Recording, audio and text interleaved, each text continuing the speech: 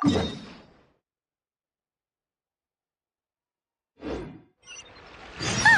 It's been a while since we visited Poisson. Maybe we should head over and have a look around.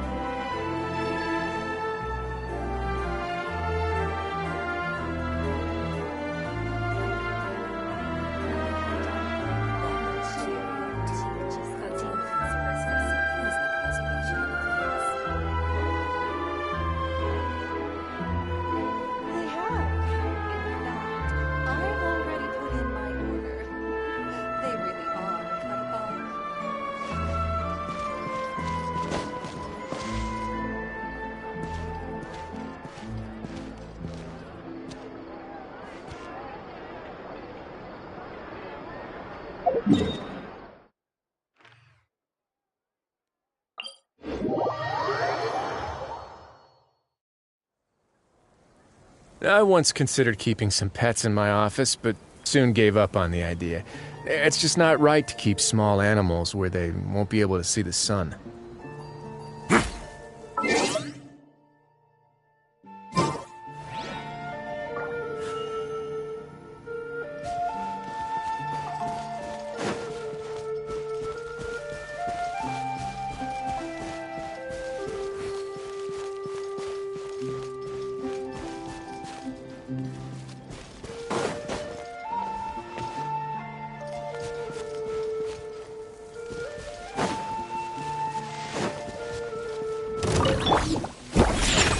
Look at you, booze hound! Power that ended high shot! A moment, please.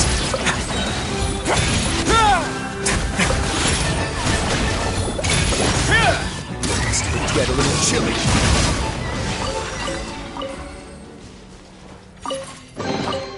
I'd take it if I were you. I'm sure it'll come in handy.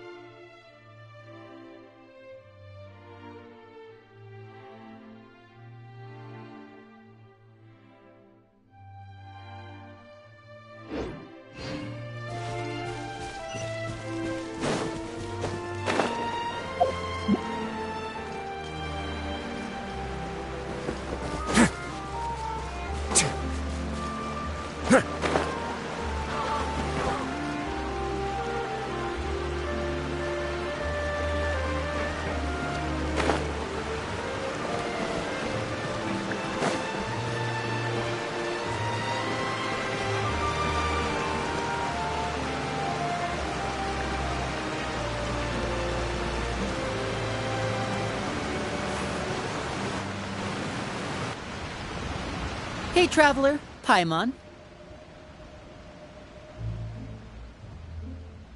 Oh, Paimon knows that voice!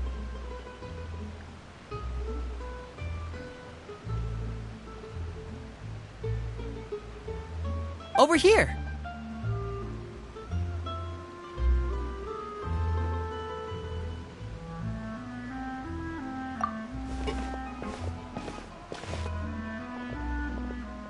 To borrow one of the more popular turns of phrase at the moment, this appears to be quite the fated reunion. Running into you two out of the blue like this has really made my day. I certainly wasn't expecting it. You can say that again. What brings you to Poisson? Wait, Paimon's got it! You must be here for one of your magic shows, right? Actually, we've run into a bit of trouble on the home front, so Father arranged for us to stay in Poisson for the time being. Oh, are Lynette and Fremine here too? Yep, along with most of the other members of the House of the Hearth. You may have noticed Poisson seems a bit more crowded than usual. So you're saying nearly the entire organization has moved to Poisson? Sounds like you've run into way more than just a bit of trouble. What's really going on? Well... Since the two of you are so curious, perhaps I can fill in the gaps.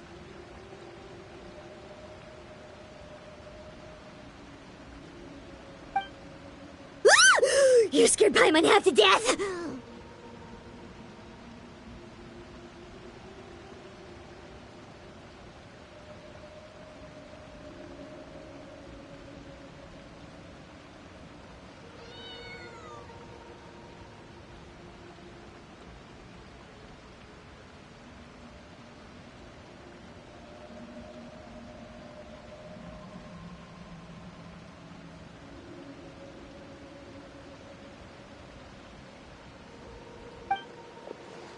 Father, you're here.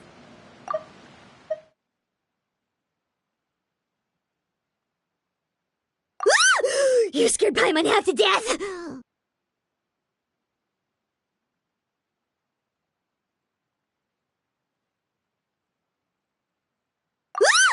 You scared Paimon half to death!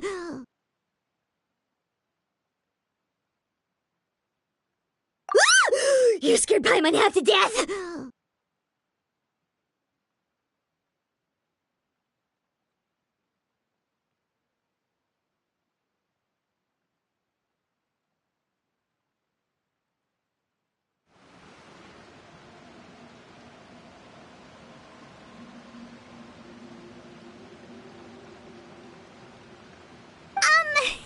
You know, on second thought, maybe we don't need to know. It's all probably super confidential House of the Hearth stuff, right?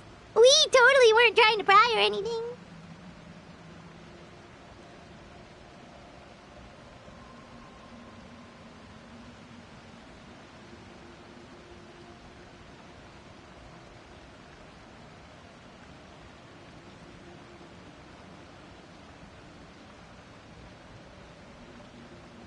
No need to be nervous. I could sense your genuine concern from your conversation just now. Of course, I can also understand your confusion. Sending so many Fatui here to Poisson, it's only natural that some might suspect an ulterior motive to be involved. I understand. I'm well aware you've had your fair share of confrontations with the Fatui in the past, and I can't exactly guarantee that we'll remain on good terms in the future. As for right now, however, I would say we have little reason to be at odds, wouldn't you agree? The House of the Hearth could stand to be more open with those who have worked so closely with us in the past. As for the issue at hand, well, it hardly relates to any ulterior motive. To be frank, it all stems from a certain rumor circulating around the House of the Hearth. It's an internal matter. What sort of rumor? A rumor that a certain phantom child is hiding away in the House of the Hearth.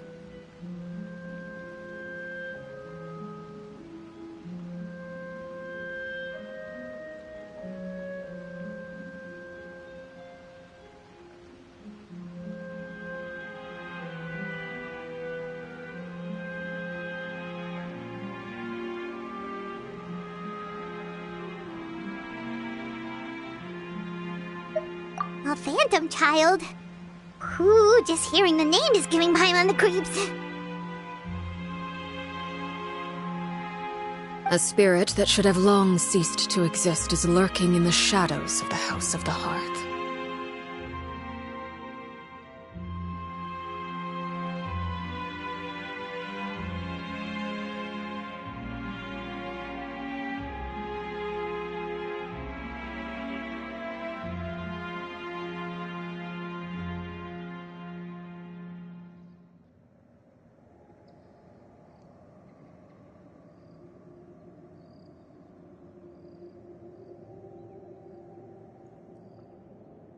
So I decided to bring the children to Poisson before continuing to investigate the situation. I expect I should be able to track down the spirit fairly quickly. After that, it's just a matter of resolving the situation, if you will. It shouldn't be much trouble at all. If you're curious, or if you still have some concerns, it might be advisable to stick around for a few days. I'm sure the children would be exceedingly pleased to welcome some visitors. Lenny, I'll leave you to entertain our guests. I have some matters to attend to. Of course, Father.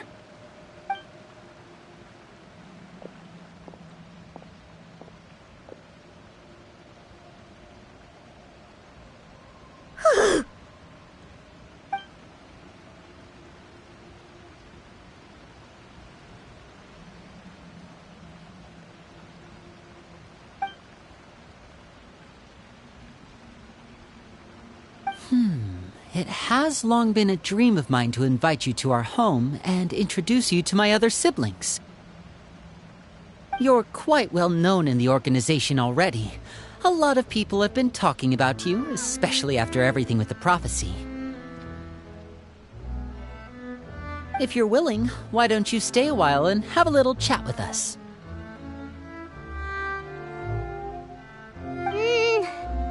All right. We don't have anything else to do right now anyway. But let's be clear, we're just gonna be there as guests, okay? Don't get any funny... Oh, wait a second. If we're your guests, that probably means we'll be treated to lots of yummy food, right?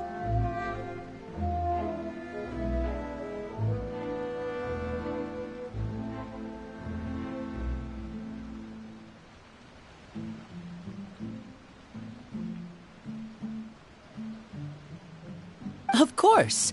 During our stay in Poisson, we've been helping out the locals with some fishing. We bring in quite the bounty every day. In fact, today is the perfect chance for me to show you what I can do in the kitchen. Let's go. I'll take you to where we're staying.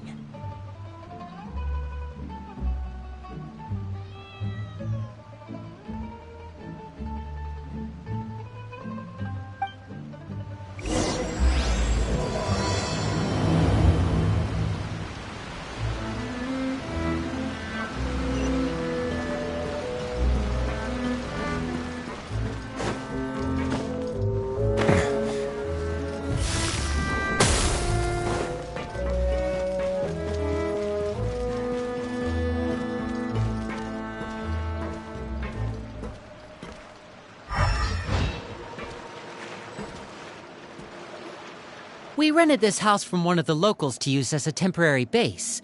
I'll come back later and tidy up a bit. After that, it should be all ready for you to stay in tonight.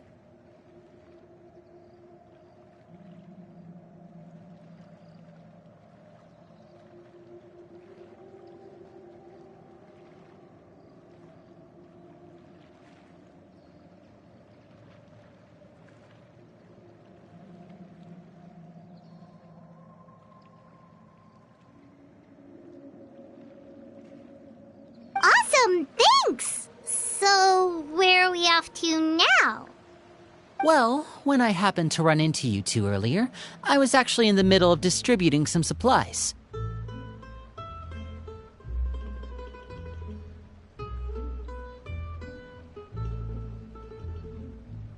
With this many people staying in Poisson, we have to bring in outside supplies every now and then. I should probably make sure the rest of these provisions get delivered, otherwise people might start to get antsy.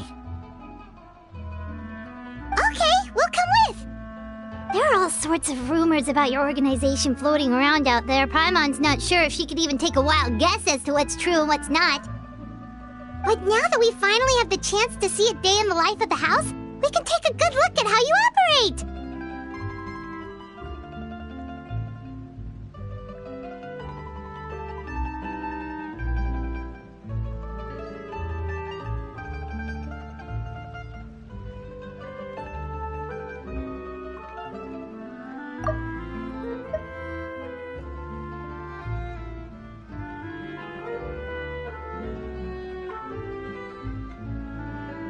Well, you're more than welcome to come along. Just follow me.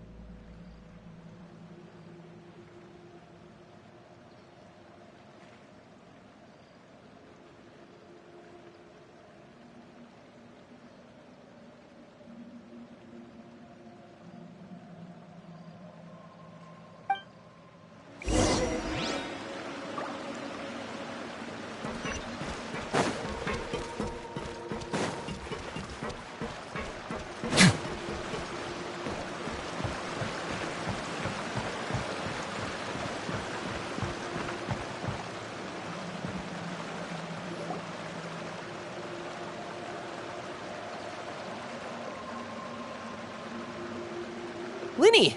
You're finally here. The supplies. I'm assuming you've... Brought them with me? Yep, here you go.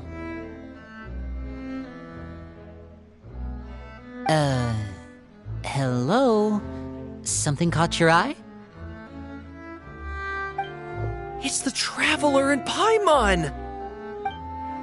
No way! Come here, everyone! Hurry! The Traveler and Paimon are here!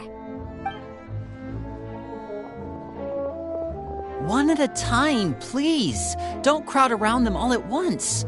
We don't want to scare off our guests now, do we? Oh, it's all right! Gotta say, Paimon didn't realize we were this famous. Of course! Father and Linny have told us so much about you. Father told us about how you helped Linny. According to her, you're a trustworthy friend. And as far as she's concerned, that's pretty much the highest compliment we've ever heard her give. As you can imagine, everyone's been very curious about you.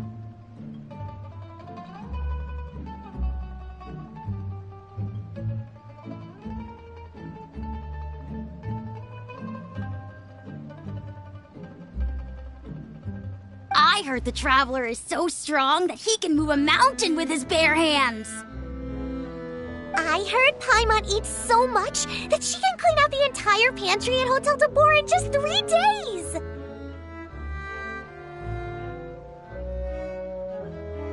Wait a second! That's the rumor you heard about Paimon?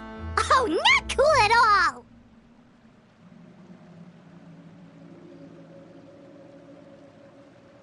Oh, wait! When guests visit, you're supposed to give them gifts and stuff, right? Oh, we don't need something like that. Besides, we don't have anything to give to you! Come on, we insist! I can give you some of my new potions. Just pick your poison. And by that, I mean medicine or actual poison. I've got both.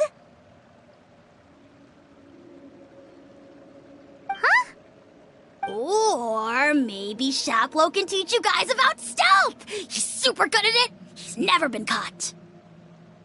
Ah, now that's not a bad idea. I know you usually prefer to fight head-on, but it never hurts to expand your bag of tricks, right?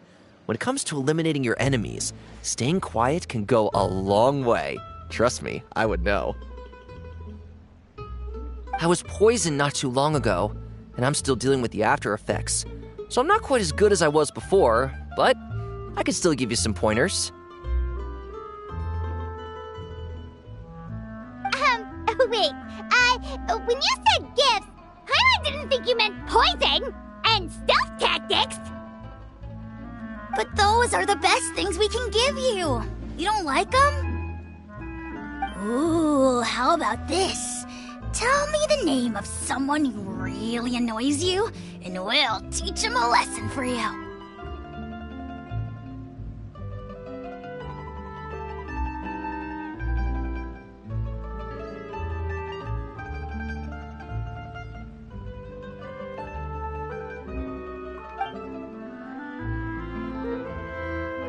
All right, Fold, Selwar. I think that's enough suggestions for now. When it comes to being a good host, it's the thought that counts. You don't need a physical gift to make our guests happy. In fact, pestering them with suggestion after suggestion might make them more annoyed than anything. I would say your enthusiasm has certainly gotten across. Really? Awesome! It's been so long since we have had guests to play with. If there's anything you need, just let us know. Yeah, especially if it's poison or something. I've got all sorts of potions for that.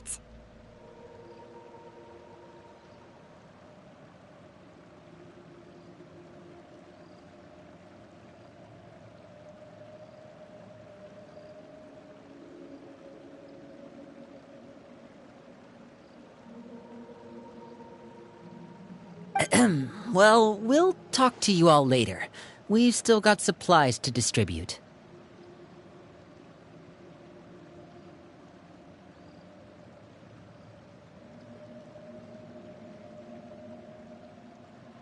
All right, see you later.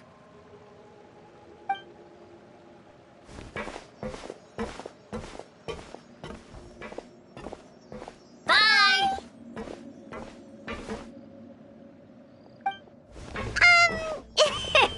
Lenny, about all that poison and stuff tactics talk just now.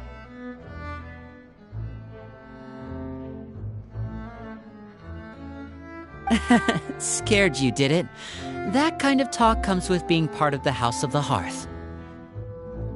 When Foltz was really young, he strangled all of his family pets, just out of curiosity. He was labeled a dangerous problem child and was abandoned by his family.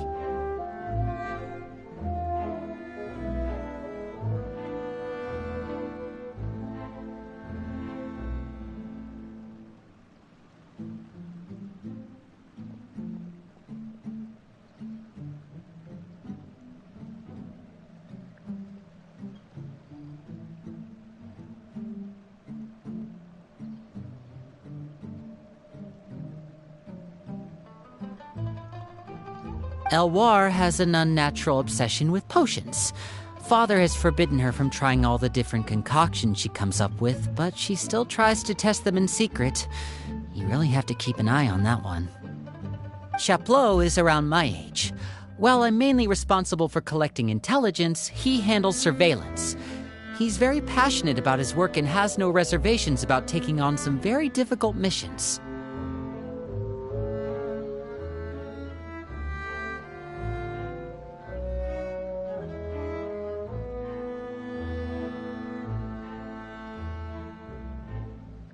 I know you two probably aren't used to that kind of talk, but I can promise you they only had the best of intentions. Things like stealth tactics and developing different poisons, they really mean a lot to them. They were just trying to share the best of what they could offer, that's all.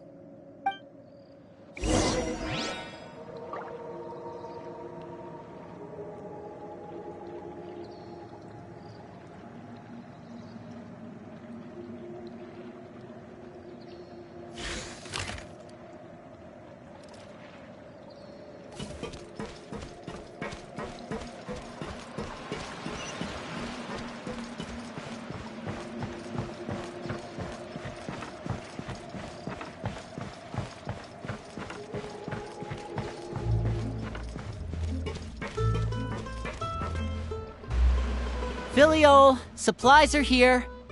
Thanks. And who are these two? Outsiders? Allow me to introduce you.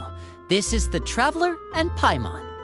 Oh, you're the famous duo I've been hearing so much about. It's nice to meet you. I heard you've traveled to all sorts of places. Is that true? Of course! We're making our way all across to that! Oh, good for you. You must be pretty familiar with Fontaine by now, then. Have you seen the new opera that started running recently? I think it's called... The 4,000 Thieves? Oh, this is the first we've heard of it. It seems like it's going to be fantastic. From what I've been able to tell from the posters, anyway. You should definitely check it out if you have the time. Oh, and there's The Blind Maiden, too. That one is supposed to have audience interaction. Seems pretty interesting. After this mission is over, I think I'll go get a manicure. Oh, maybe I should dye my hair. Wonder how much it'll cost. Is it just Paimon, or do these two seem much easier to get along with than the others? Looks like the House of the Hearth has some normal members after all. I heard that. Oh! Oops. I'm guessing you're referring to Foltz and the others? Yeah, we're definitely not all like them. I bet those crazies are practically foaming at the mouth right now. I'm sure they just can't wait to get back to Snezhnaya to carry out the plan. That's enough, Filial. Don't talk about family members behind their back, right? Whatever. Let's go. Guess this is goodbye then. If you ever have some time, we should go see the opera together.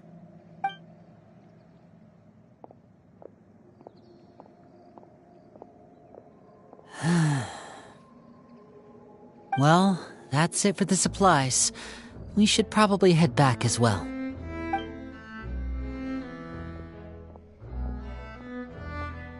Well, they didn't seem too happy with each other. Seems like there could be something more going on here. You're right. We're only here as guests after all. Oh, Winnie's getting super far ahead. Come on!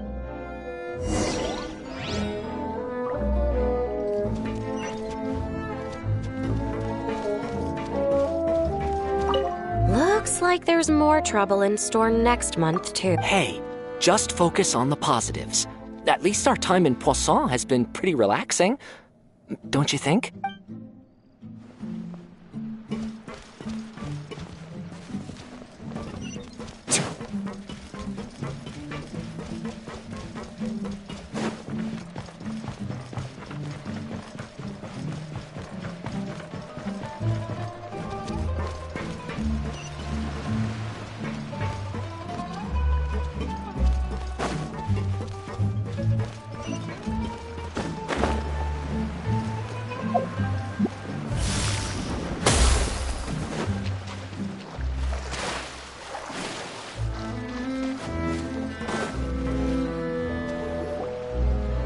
So, what do you think of the members you've met so far? Well, Father is always encouraging us to be strong-willed and independent. So if there's one thing we've got, it's people who aren't afraid to speak their mind. Well, I should probably get cooking. Wanna join? Of course! Then let's head out and... Huh? Fremine? What are you doing here? Fremine!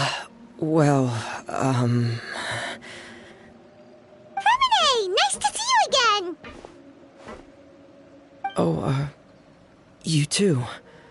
I heard you're here as guests of House of the Hearth. Welcome. We were just going to make some food. Why don't you come along? I could use some help in the kitchen, and I seem to remember you mentioning you wanted to make seafood soup for the traveler in Paimon. Seafood soup? Oh, Paimon's drooling already.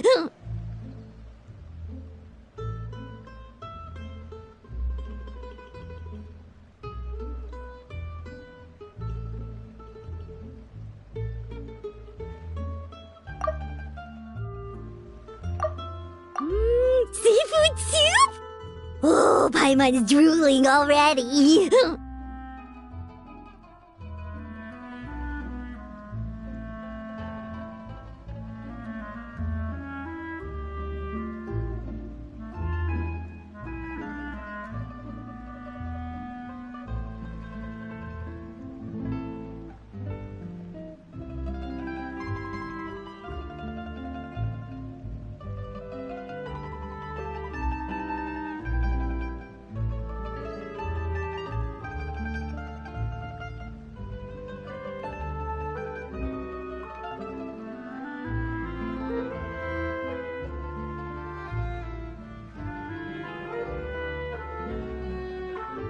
Were you looking for something just now, Fremine? Maybe I can help.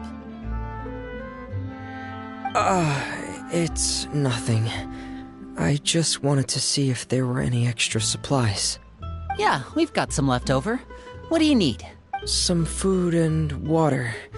And some clean cloth, if possible. No problem. Give me a second here.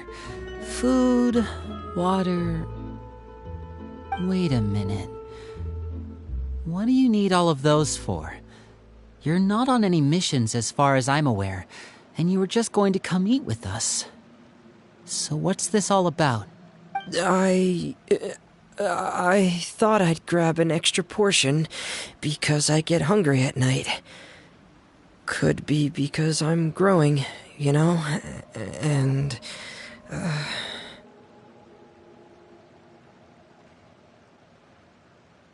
Fremine, you remember what I told you?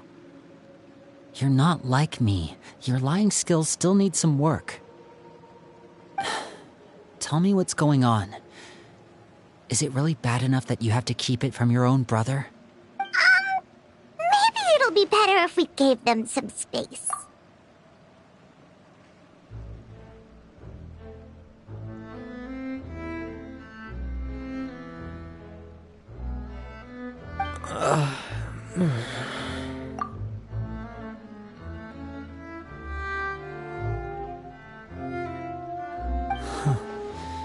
This is the first time I've seen that kind of look on your face.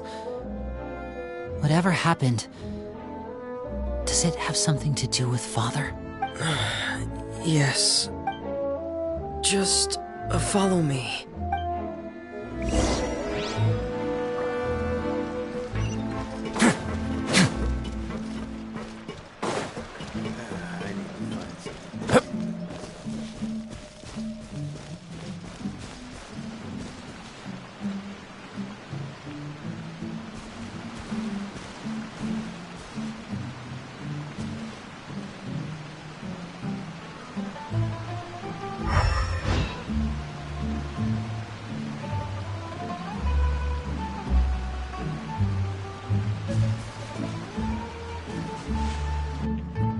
You're back! Oh, and you've brought some friends with you this time! Hello, my name's Linny. I grew up in the House of the Hearth. And you are? Hi, Linny. I'm also a child of the House of the Hearth, just like you! You can call me Clairvy. Clairvy? It's nice to meet you.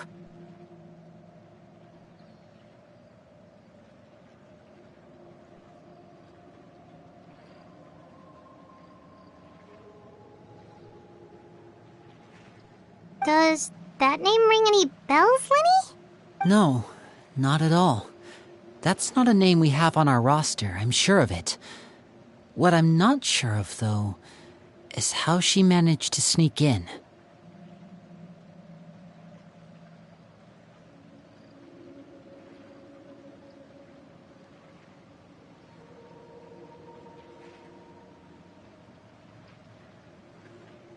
She must be the phantom child Father's been searching for.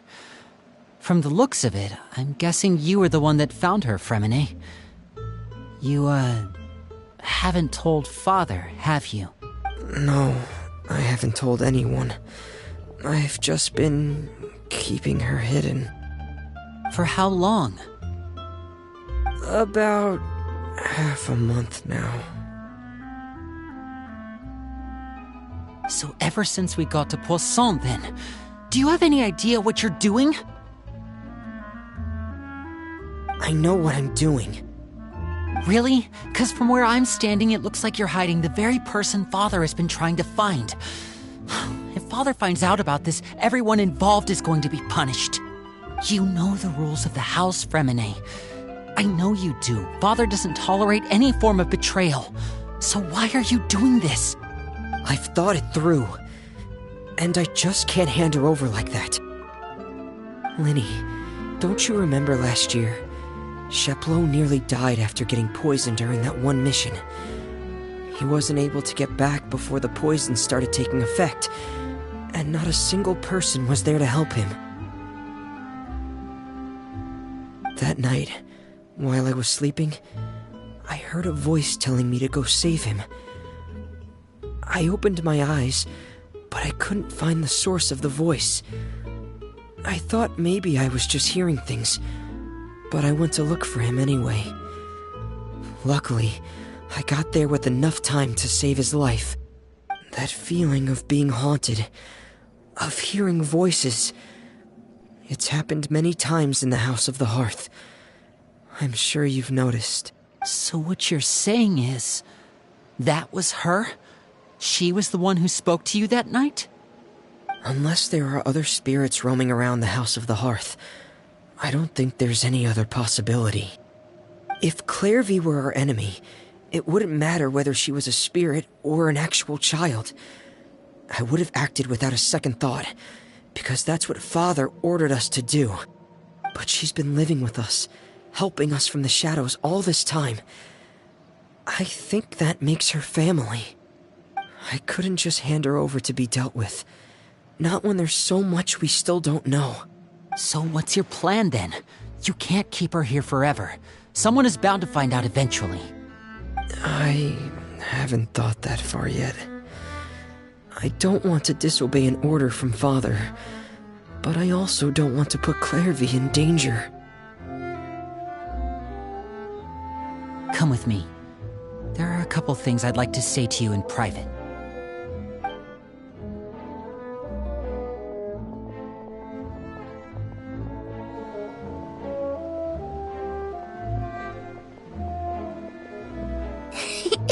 Those two sure care a lot about each other. Well, they got a funny way of showing it. From where Paimon was floating, it sure seemed like they were about to bite each other's heads off. No way! They have a really deep bond. I could tell right away, 'cause I also have a friend like that. I just don't know how long that kind of bond can last.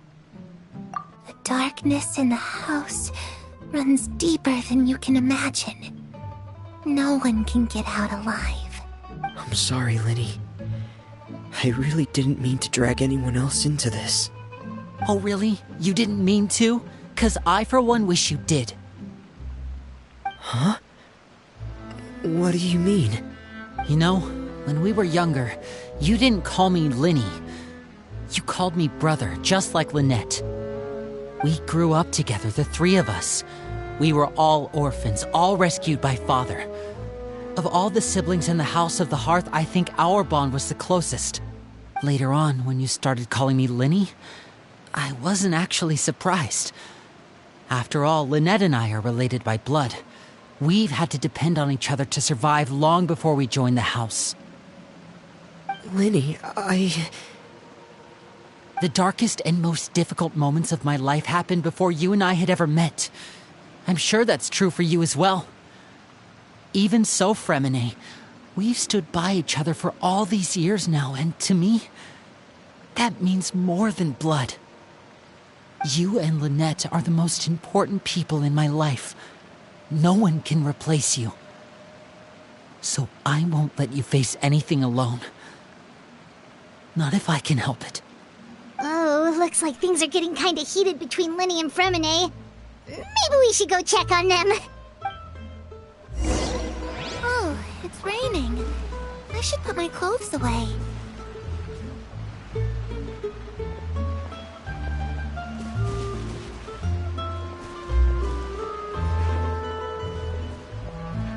Perry? Huh. Looks like she's not here either.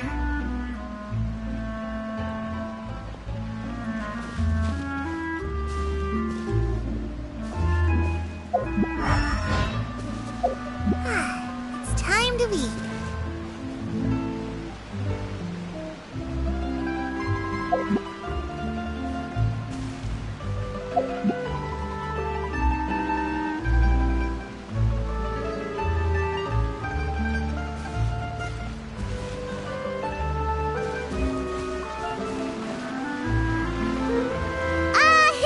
Hey, you two! Hope we aren't interrupting anything. Like a fight, or... Oh, Wait a minute, Fremine. You're not crying, are you? Is everything all right? Everything's fine. Thanks for asking. Well, we're all friends here, right? We've been through so much together, so if there's anything we can do to help, just say the word.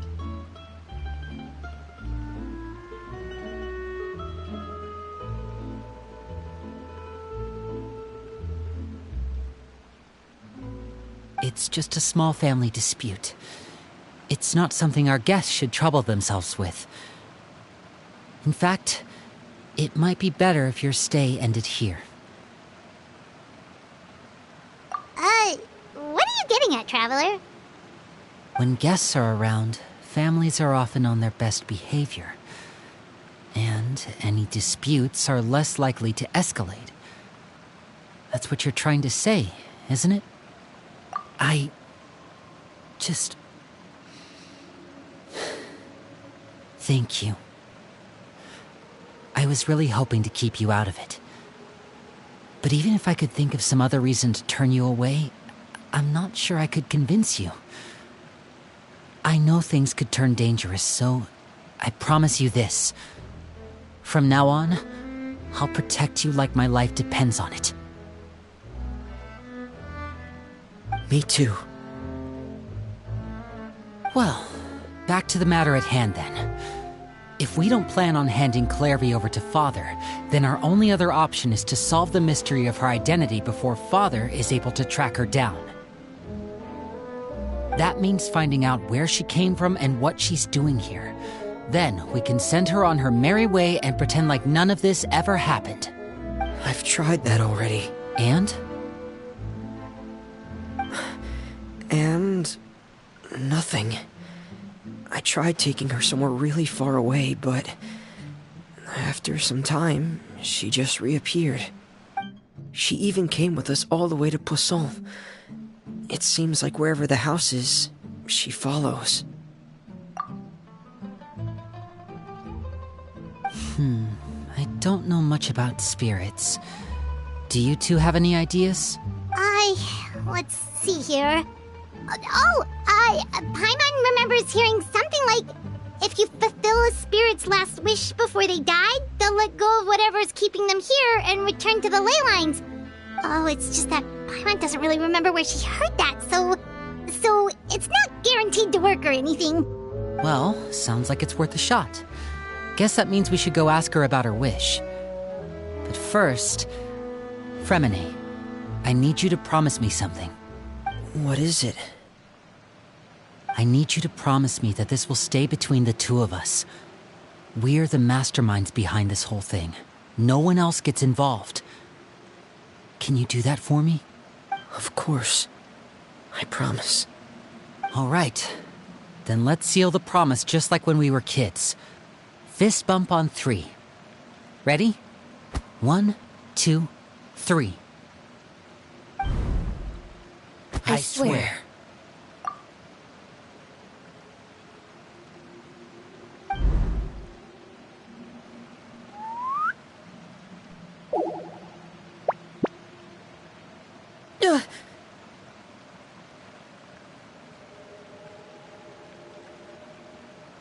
Whoa!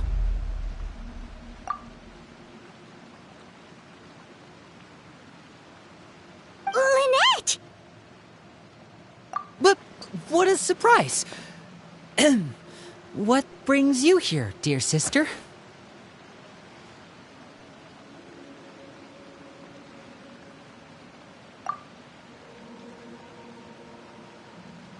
And, when exactly did you get here?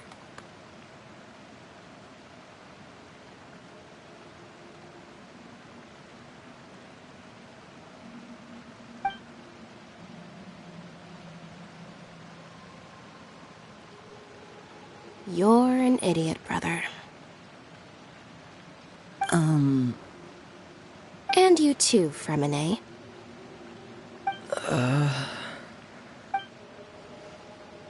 You 3, Traveler, and you 4, Paimon.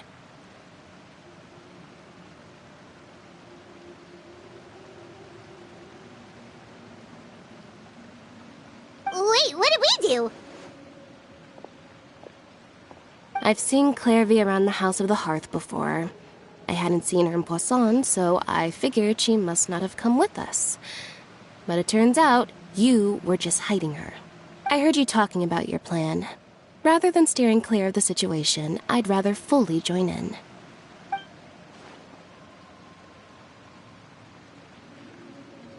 If you don't agree, I'll have no choice but to report everything back to Father. Simple as that. You're not giving us much wiggle room here, Lynette. Well, I guess we're all in this together then. After we talk to Clairvy, we'll figure out our next move. There's no time to lose. Let's go.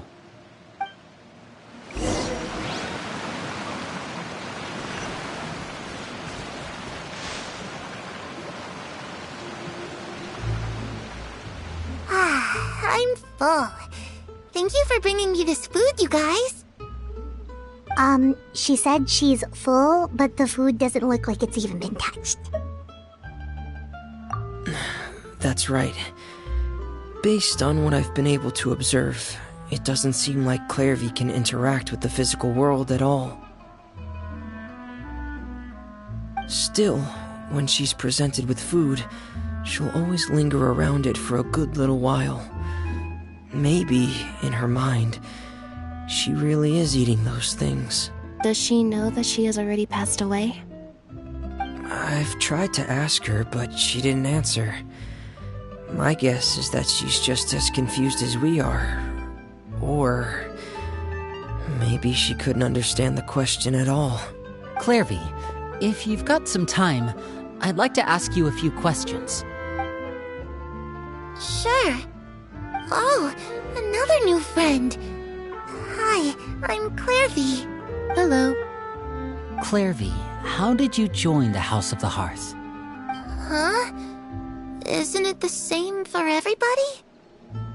The knave brings you here and then you can't leave. It's just that your name, it's not on the roster. And I've never seen you before. The roster? Oh, I get it now. I think there might be some things you don't know about this place. The people in charge, they're not as nice as they look. They say they keep a roster, but it's not complete. There are a lot of people who aren't on it, and never will be. In this house, some people are family, and other people are just test subjects. Those kinds of people aren't ever going to get a place on the roster, unless it's the roster of people who've been executed. Wait, does that mean the knave... She... Is there anyone that can vouch for you? Perry. She's my best friend. She's the only one I trust in this place. Perry. Have either of you heard of that name before? No.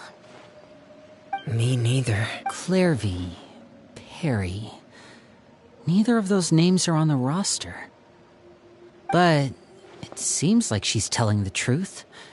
Either that, or this kid's already got a bag of tricks bigger than mine. Maybe we should try a different approach. Clairvy, do you have a wish? A wish? It can be anything you want. Just imagine. It's your birthday, you're blowing out the candles, and your wish is...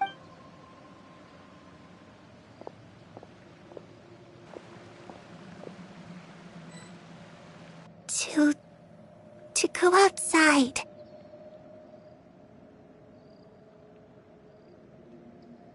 Where the sun can find me. That's... it? Well, that sounds easy enough. The darkness in the house runs deeper than you can imagine. No one can get out alive.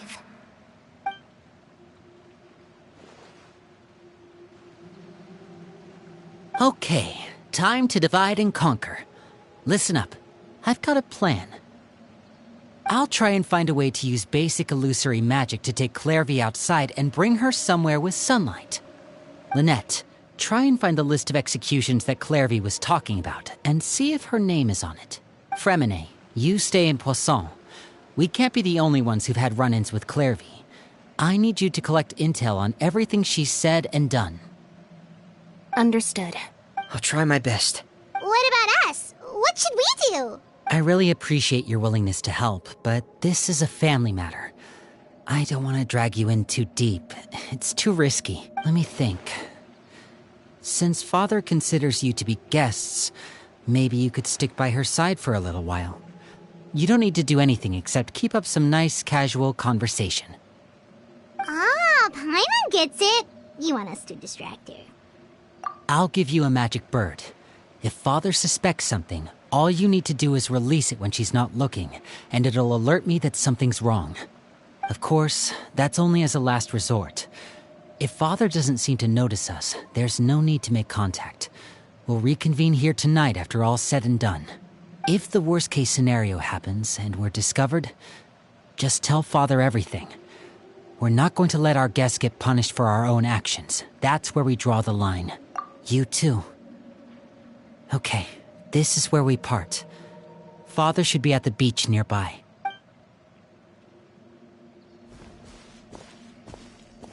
I really hope this goes well. No, it has to go well. That's the only way this can get resolved.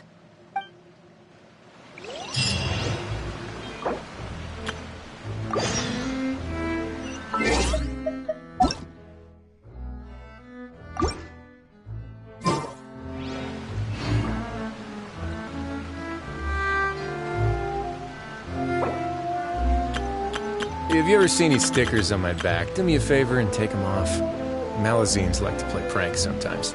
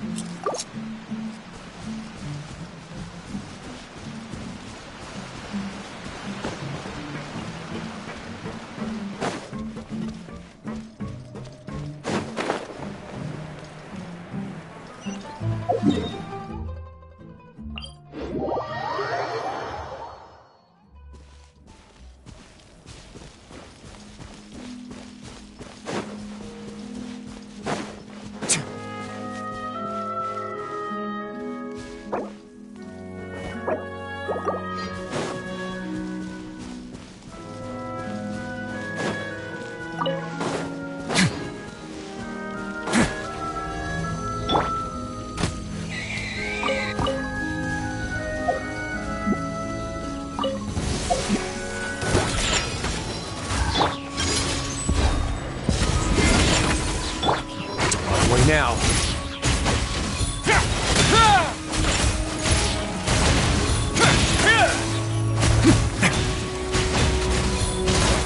Can't handle your drink.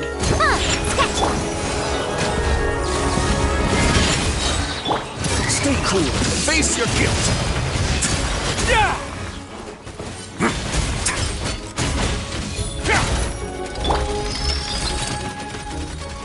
Let's go.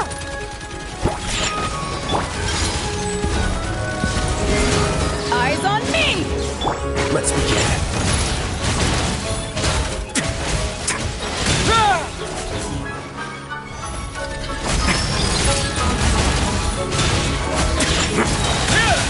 Have a safe trip.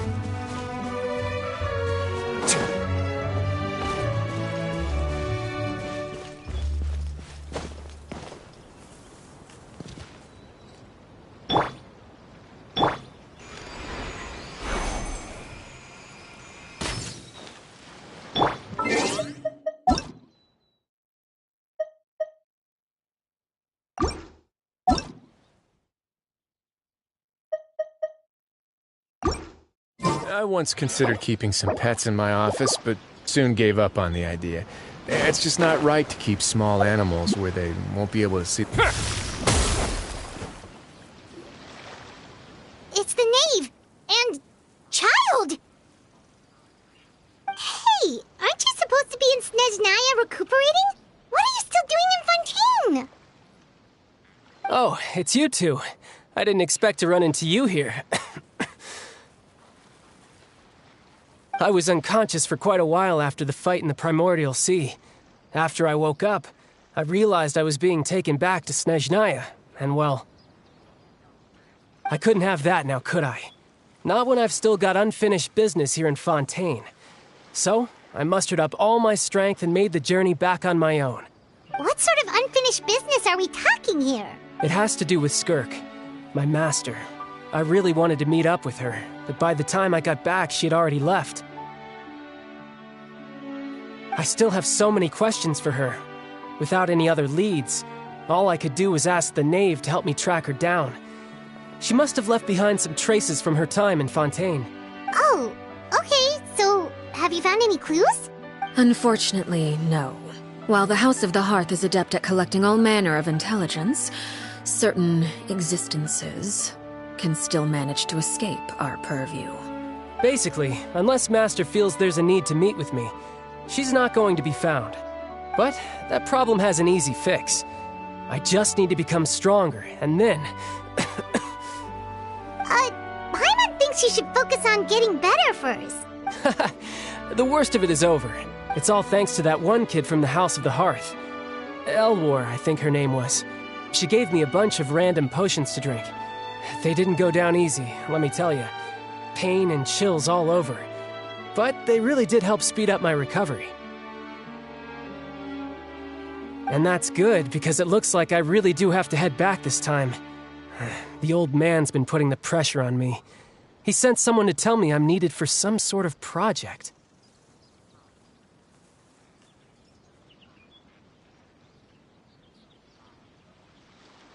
Project Stuja?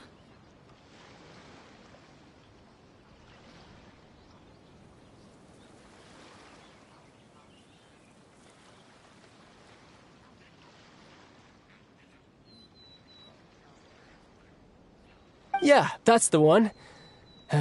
I heard Regrader's involved too. I'm not looking forward to having to listen to all his monologuing, that's for sure. Hey, maybe you could think of a way for me to stay in Fontaine for a little longer.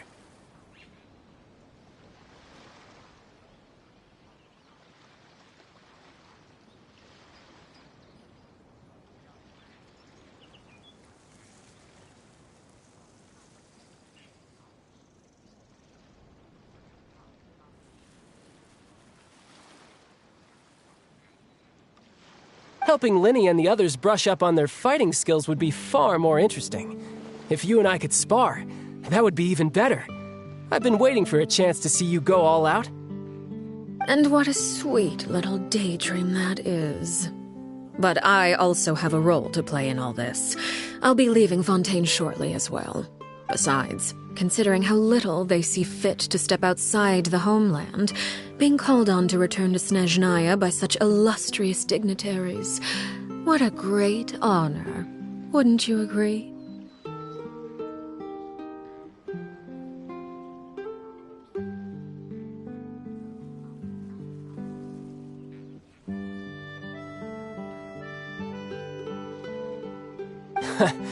One I could do without, I'd say. Is it just Paimon? Or does it kind of seem like they're... So, dear guests of the House of the Hearth, to what do I owe the visit? Well, we just... right! We're super close to Linny and the others, but we still don't know much about you!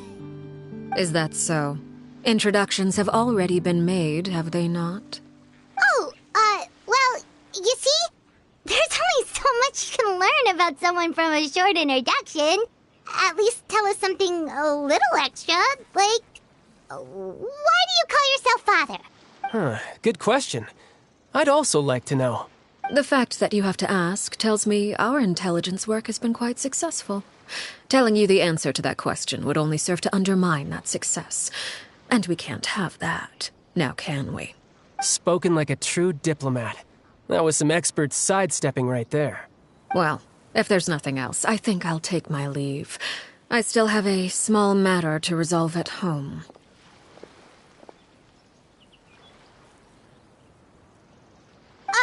Wait, don't go!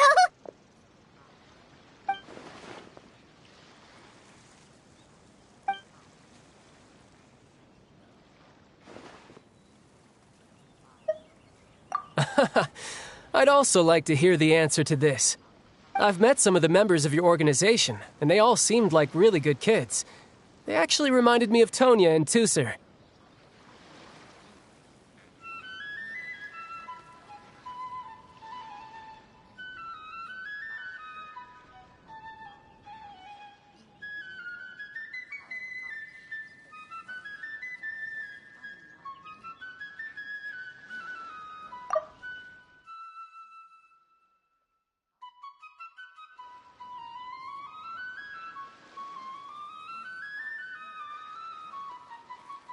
Which, by the way, if you ever betray them, I'm just letting you know, I won't let you off easy. And why would I betray them? Well, you've already betrayed the House of the Hearth once, haven't you? At least, that's what I heard.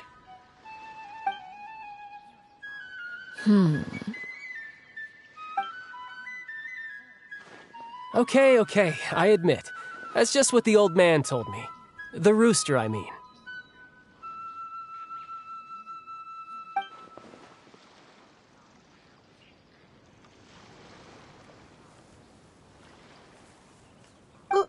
Wait, did you really do something bad to those kids? Never mind what I've done. I'm more curious as to what the mighty rooster had to say. Care to enlighten me? Well, nothing much. Just some stuff about you taking out many other members of the House of the Hearth, and even going so far to attack your own family.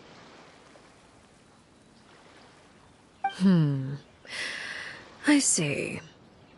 Oh, based on your reaction, I'm guessing it's all a bunch of lies. Hardly. I don't appreciate his particular turns of phrase, but I suppose he didn't say anything untrue. Although, it would be more accurate to say that there is a certain level of prejudice involved. But I don't intend to clear that up just yet. Prejudice has a funny way of concealing the real truth behind certain things, an attribute that I find to be quite advantageous. Call yourself a Fontanian, for example, and people will assume all sorts of things, when the real truth is that this is simply the land where I was raised. Huh? You're not actually from Fontaine? But then why did you try to help out with the prophecy and everything?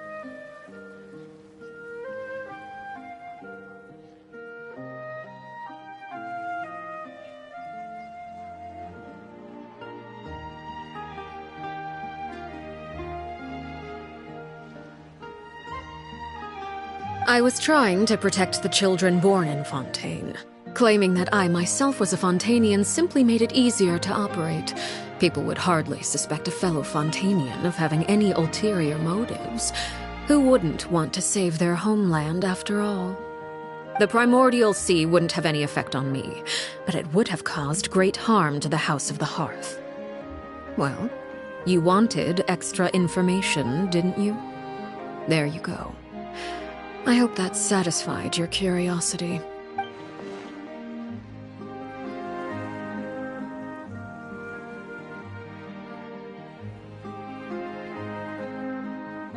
So, you stayed in Fontaine for the kids. I guess I was wrong to believe you'd betray them. Apologies. Looks like I was holding on to some prejudices myself. Good. Like I said, I like it when others have misconceptions of me.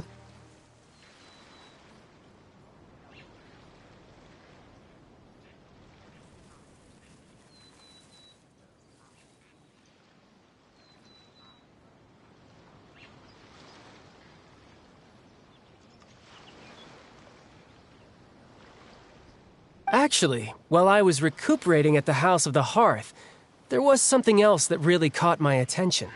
I heard that members always resolve disputes and arguments with a friendly spar, and the loser has to back down. Seems pretty cool if you ask me. Would also give them plenty of opportunities to hone their skills. Well, that's only a recent development. In the past, such spars weren't nearly so friendly. The losing party would lose everything, including their life. They were that high stakes?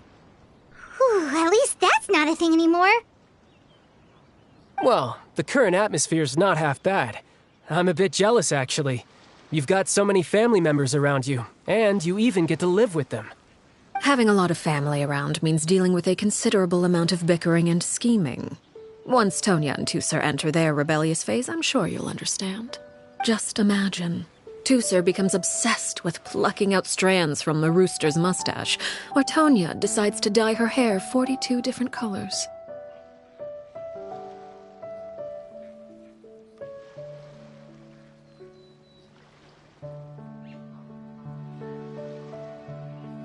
Okay. I get the picture.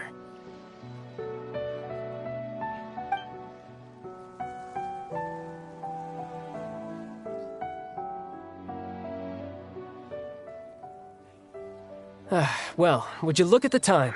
I should probably get going. Traveler, Paimon, I'm not sure where our paths will cross next, but the next time we run into each other, we should definitely try and find some time to spar. Again, maybe this is a conversation we can have when you look less like you're gonna keel over. All right. Well, thanks for everything, Arlecchino. No thanks necessary.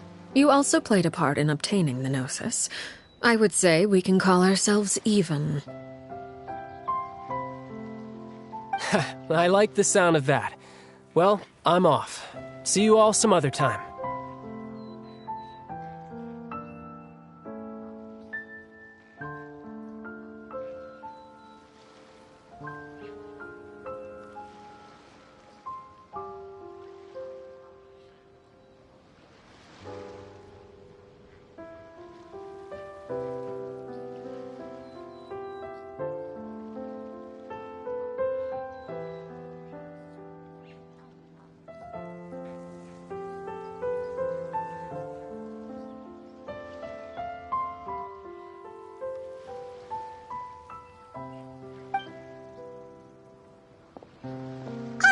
We should probably get going too. Do you want to head back with us? Oh? You want me to leave so soon? Oh, well, you see,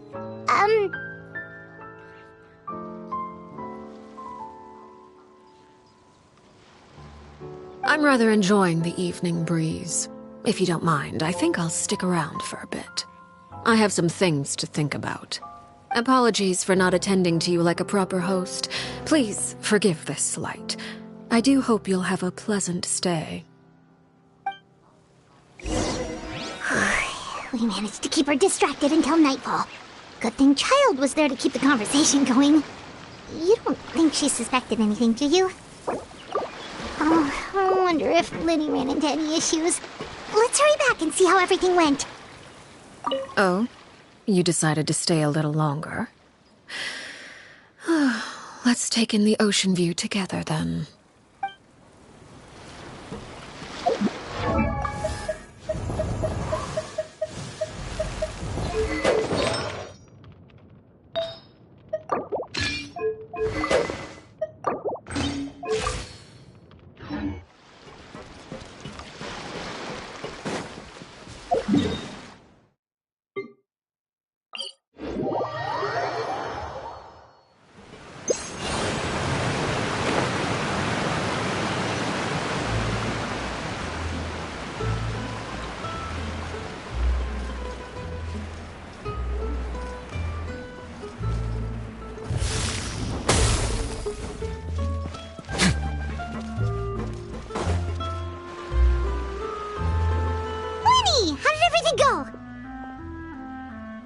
Well, long story short, we ran into a small issue.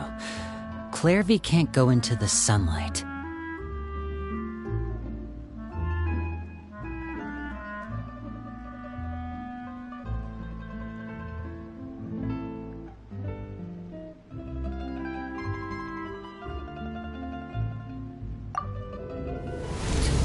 Everything was fine at first. She followed me up to the surface just like I told her.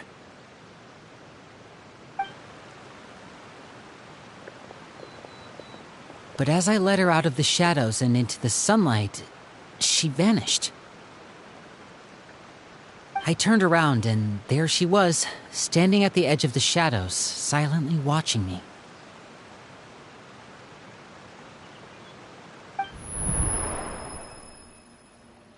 Huh. Maybe she's afraid of sunlight, or... No, it wouldn't be her wish if that were the case. Well, we could always try pushing her into it. Oh, true. I've pretty much tried it all already. Nothing worked. Eventually, the sun went down, so all I could do was bring her back here.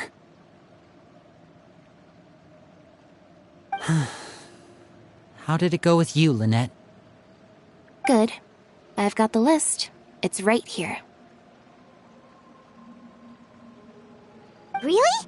Well, what are we waiting for? Let's take a look!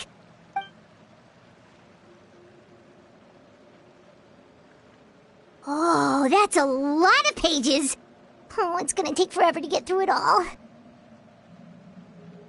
We can each take a section. Here. La Pouillade, l'endroit, Chambel, horaire.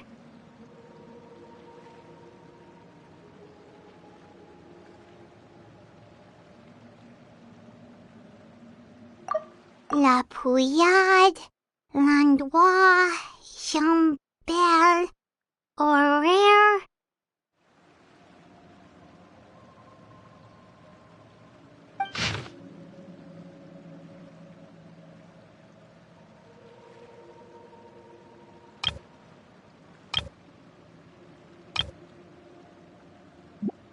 Oh, yikes. That Aurora guy has a huge scar on his face. He's kinda giving Paimon the creeps.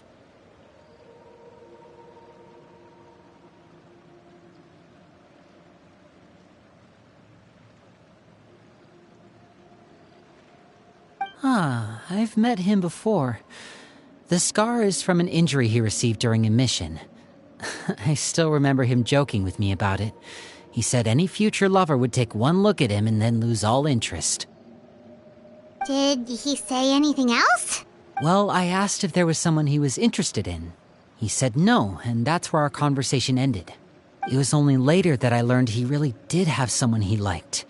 He risked everything to escape so he could be with her, but it didn't work. One day, Father asked to see him, and, well, I never saw him again after that. Wait, so that means the knave, she... It may seem cruel, but it's just one of the rules of the house. Betrayal is not to be taken lightly. We know too many secrets to come and go as we please. So, if you do try to leave, you pay with your life.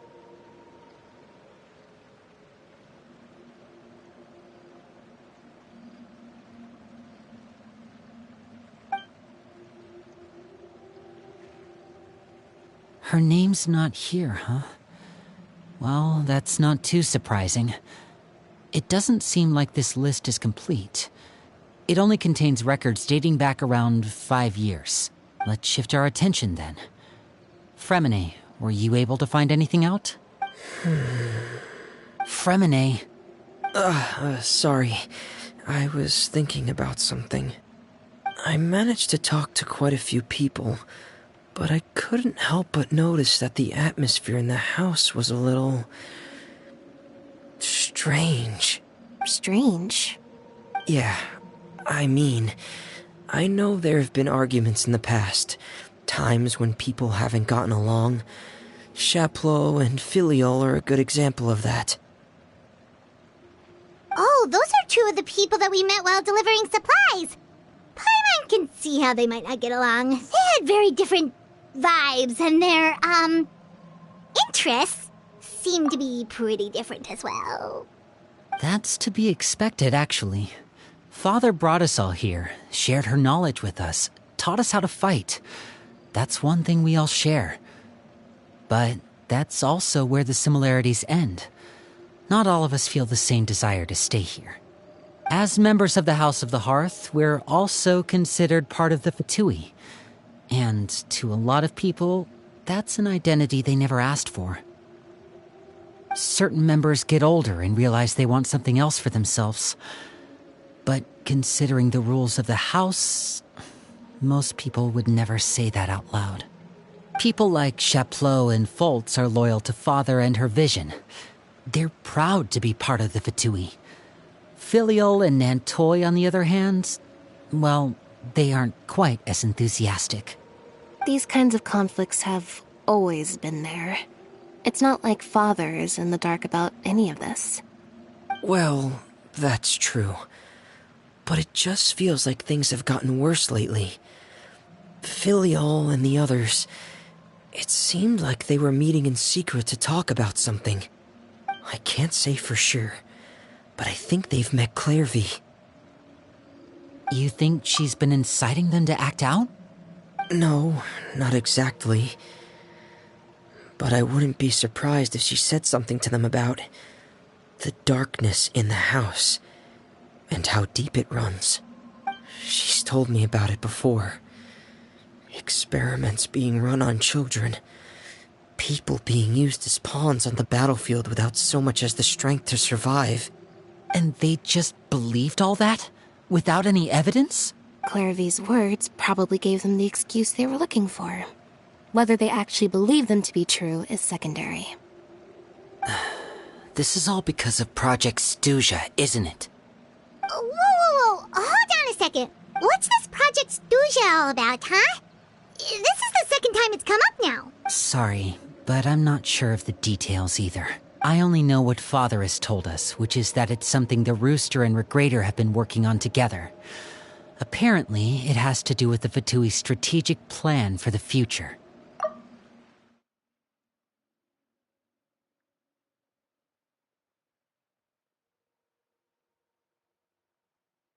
Because the House of the Hearth was so successful in obtaining the Gnosis, we now have the honor of playing a key role in Project Stuja.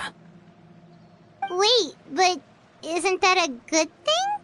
Key role is just another way of saying dangerous role. To us, the whole thing is an inconvenience. Father thinks so too, but she's in no position to refuse. Their plan isn't exactly unreasonable, and they've been funneling the house a lot of funding. It's just that we'll lose a lot of members in the process. Participating in the plan, it's an honor in name only. What they're really trying to do is subdue us. The existence of an intelligence organization outside their control makes them feel uneasy.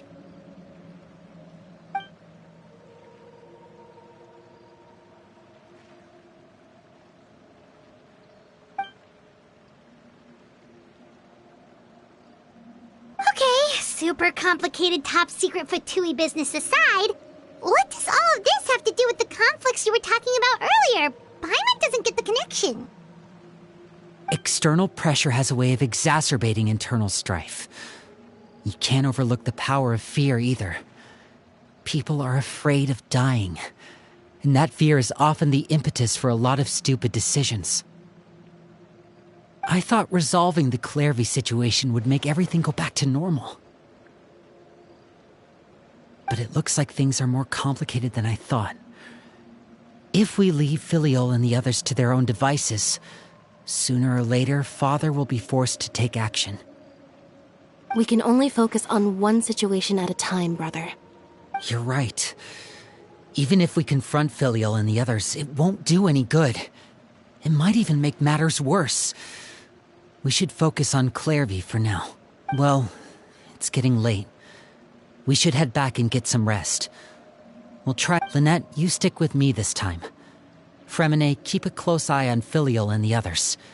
Make sure they don't do anything they'll regret. Good work today, everyone. Have a good night, and I'll see you tomorrow.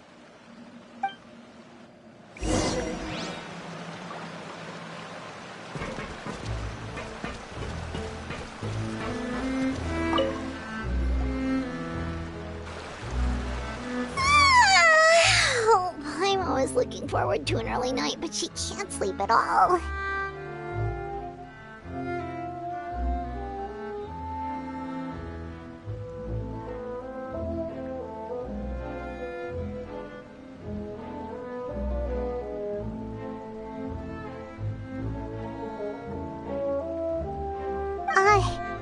Hey, you don't think the Knave will be too angry with Lenny and everyone if she finds out about all this, do you?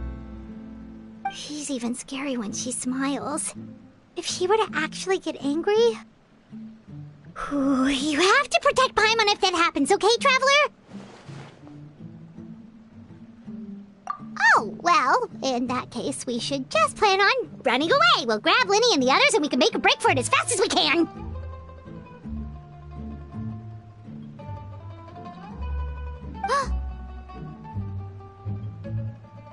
Look! Look over there! Quick! Let's catch up with her before anyone sees!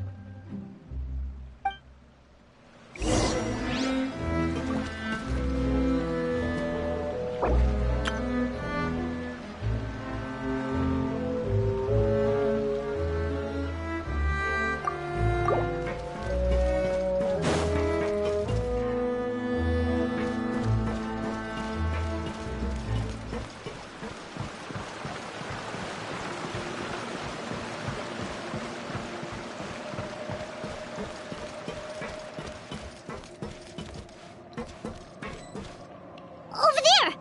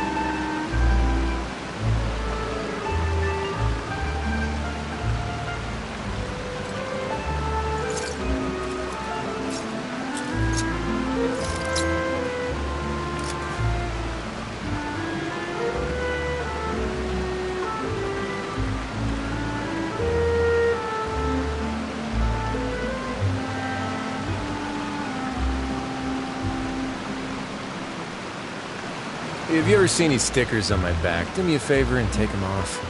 Melazines like to play pranks sometimes.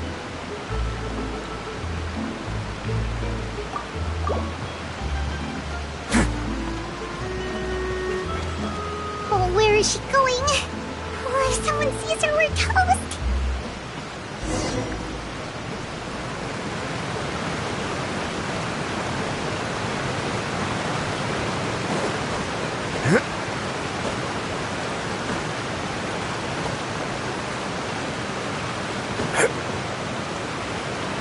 Oh, look! She stopped!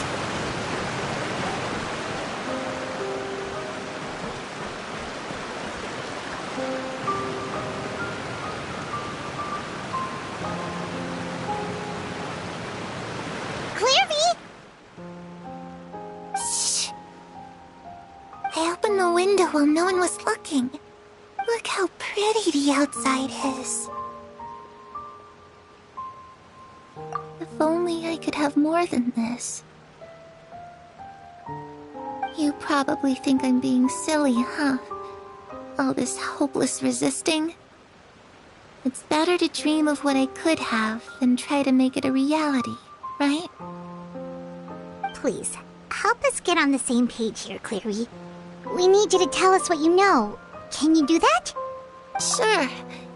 Although, after you hear all this, I think you might regret that decision. Everyone in this family is nothing more than a tool.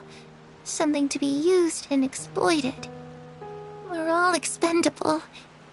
Including me. As long as you're useful, you get to stick around. Lose your value, and you're handed over to the doctor, experimented on, and given a fate worse than death. I've seen it happen again and again, and I've had enough.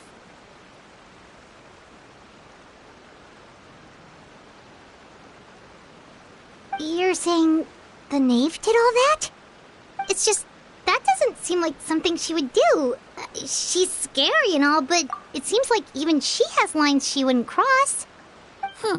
I knew you wouldn't believe me. Everyone thinks she's a good person.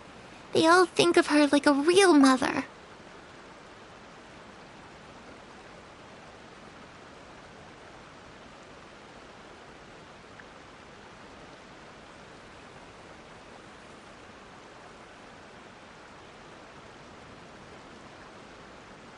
Mother? But she doesn't deserve that title. She's disgraced it and tarnished it. And if I had things my way, I'd never see her again. If only Perry were here, she'd understand. Perry. There's that name again.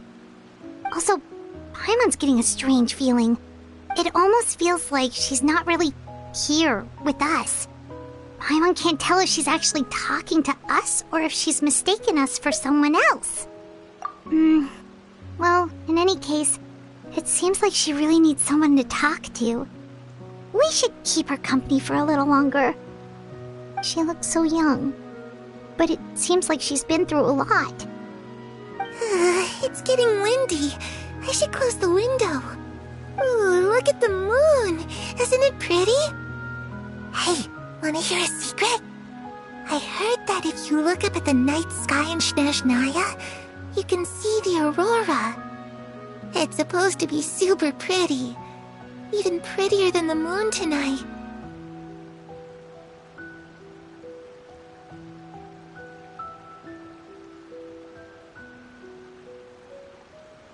Perry and I promised each other that once we're older, we're gonna go see it together. But I can't find her.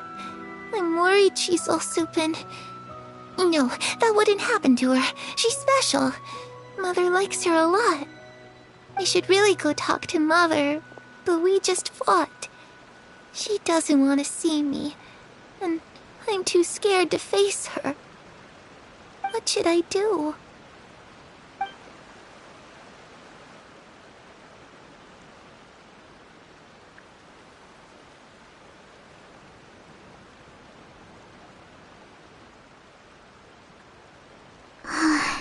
Paimon really doesn't understand what's going on with her.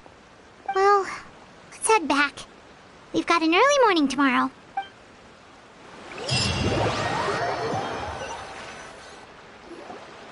All right, looks like we're all here.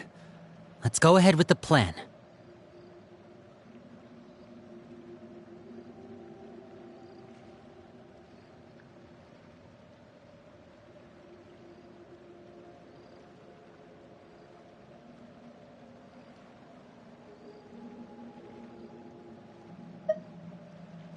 Oh? What is it? What makes you ask that? Well, we kinda ran into Clairview last night, and that's what she told us. We met the doctor back in Sumeru. He's super dangerous, and he's done all sorts of bad things. It's possible that Father and the doctor have had certain dealings, but I don't think Father would work with him. we're not really on the same side, so there's not a lot of trust between them. That doesn't exactly set the stage for a successful partnership. I did hear, though, that when Father first became a Harbinger, the doctor offered to work with the House of the Hearth. Father rejected most of his proposals, except for one. It had to do with some sort of secret experiment. Secret experiment? Could that be what Clairvy was talking about? I don't think so. I don't know any details about the experiment itself, but I do know it's an entirely independent operation. The doctor only proposed a direction for the research. That was the extent of his involvement. I still don't think that counts as working together. The details of the experiment are confidential, but complete records are kept on all participants. That doesn't seem to be the case with the situation Clairvy referred to. I know you don't agree with some of the Fatui's methods, and I'm not asking you to. But I am asking you to trust us on this. The House of the Hearth has its own principles. There are certain lines we're not willing to cross. Alright, that's good to hear at least. Clairvy seems to think the knave and the doctor worked together to do something horrible. If that turned out to be true, Paimon doesn't know how he would even face you guys. It's just that it doesn't seem like Clairvy is lying either. The easiest thing to do would be just ask the knave directly, but Paimon doesn't think she'd tell us. Father didn't come back last night. She's probably still near the shore. We'll be counting on you to distract her. Lynette, you're with me. Fremine, you know what to do. Be on your guard, everyone. All right, let's get to it.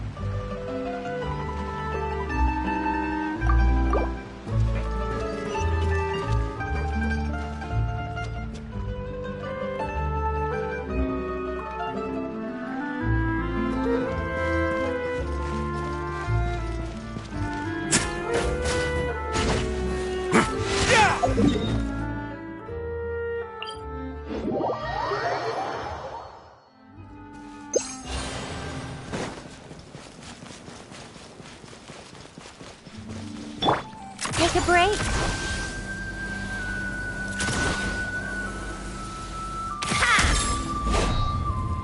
Come on, keep up. Yeah.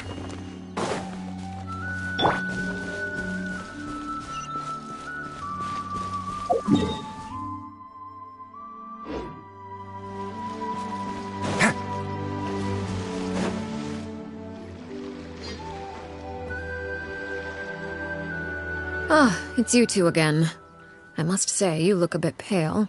Did you have trouble sleeping last night? A little. Perhaps if you had less on your mind, you'd be able to absolve yourself of such troubles. So what are you planning to do now? Catch up on some sleep? Or should I give you some time to rack your brain for a topic to discuss before I ask any questions? Although I must profess to being curious. Without child here, how do you plan on distracting me?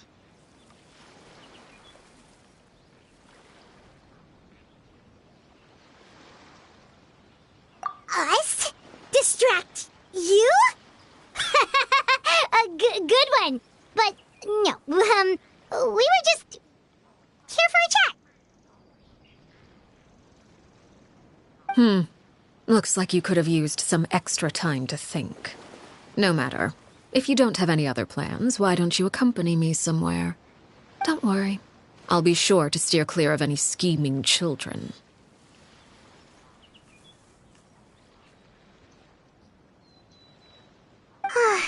The ocean breeze is sure nice today. Children always think they can hide things from the grown-ups, but nothing gets past me. Least of all a little scheming. I think I'll let them have at it for a little longer. I can be very patient. Well, I'll leave you to think things over. If you're so inclined, meet me outside the Palais Mermonia.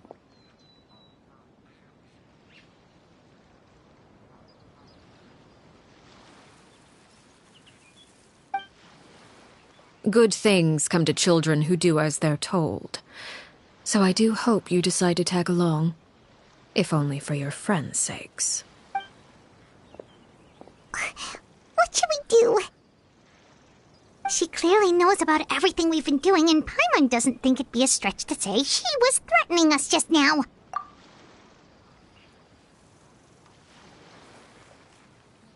Oh, good idea. Hopefully he sees it in time. Well, we should probably head to the Palais Mermonia.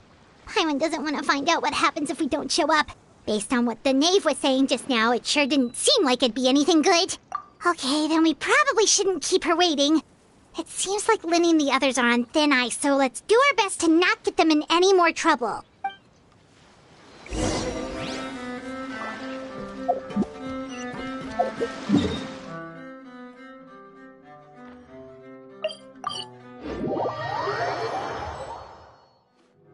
Seeing as we still have some time before my meeting, we might as well enjoy some pleasant conversation while we wait. I'm glad to see you get along with my children. Being surrounded by good companions is necessary for a child's development. You're not planning on doing anything to them, are you? I assume you're referring to Linny, Lynette, and Fremine, although there's that situation with Filial and Nentoy as well. It appears quite a few people have been acting out lately. No matter. I'm not one to discriminate. All those who betray the house meet the same fate. There are no exceptions. Does that mean you're going to kill them? Oh, are you here to beg for their lives? I'm sorry to disappoint, but the rules of the house change for no one. In my organization, everyone is responsible for their own actions.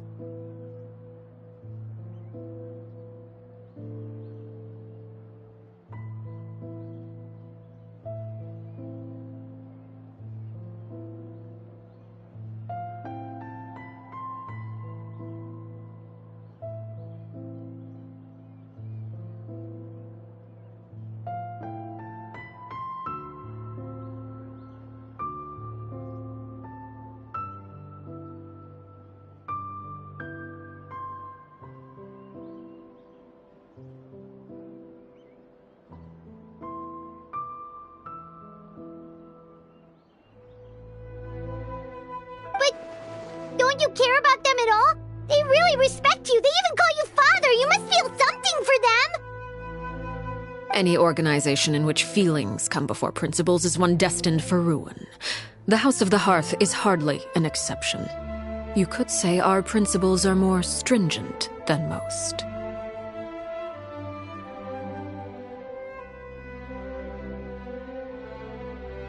Perhaps I can offer you this consolation at least. As our guests, you two will not be held accountable along with them. I would imagine Linny, Lynette, and Fremine will be able to keep their lives. As for Filial, Nentoy, and the others, I'm afraid there's little I can do. They can try to escape, but once you know our secrets, there's no getting out alive.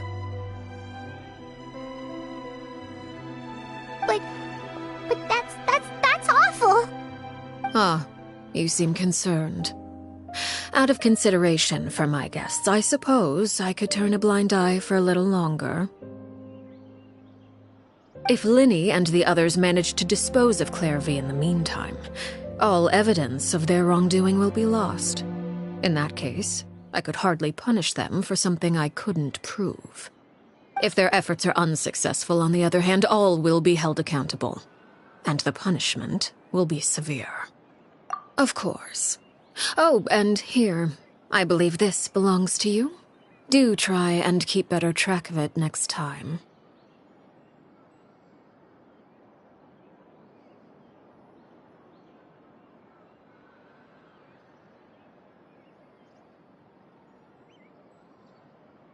It takes a considerable amount of time to train a bird like this. It would be such a pity if you were to lose it. Permanently. Wait, where did you get that? Well, I'm afraid that's all the time we have to chat. Now, for the matter at hand. I asked you to meet me here because I have business at the Palais Mermonia. It has nothing to do with you, but I think it would be prudent for you to stick by my side for the time being. There will always be time later to run off and tell Linny what you've learned. Well, time to go. Looks like we wrapped things up just in time.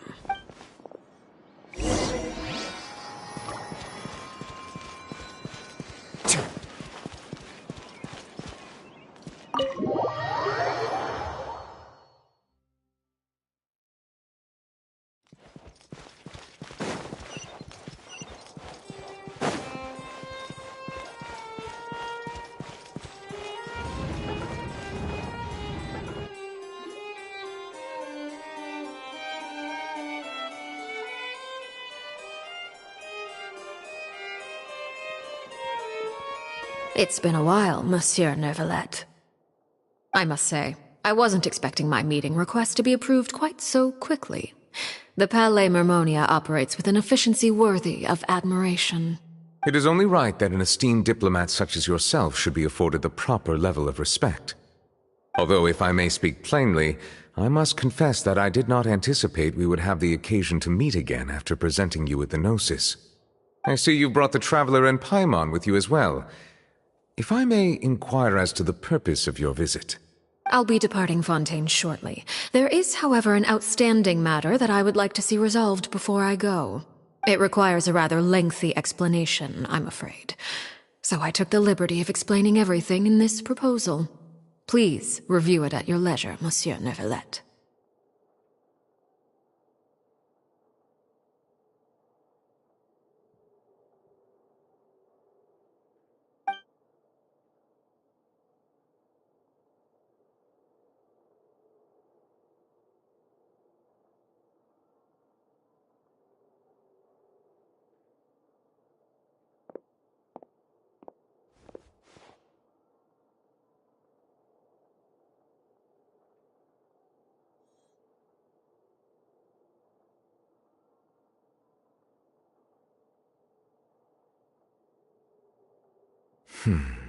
I understand your request. However, at the risk of causing offense, I must admit that I fail to see why you would wish for such a thing. I heard you have a certain fondness for water tasting, Monsieur Neuvillette, so allow me to use water as an analogy. A family is like a large body of water with countless rivers flowing in and out. As someone who watches over this system, I would hope that each river that flows from the source will eventually reach the ocean. Of course, objectively speaking, I know this is impossible. Most of the rivers will dry up along the way, disappearing into the ground and leaving nothing but a barren riverbed behind. Not all rivers are destined to reach the ocean, but I would not see their existence rendered meaningless. I believe the water that flows within them is simply meant for a different destination, like a field in need of irrigation. Or perhaps the glass of a certain water-tasting enthusiast. Did you get any of that, Traveler? Your words paint an optimistic picture indeed.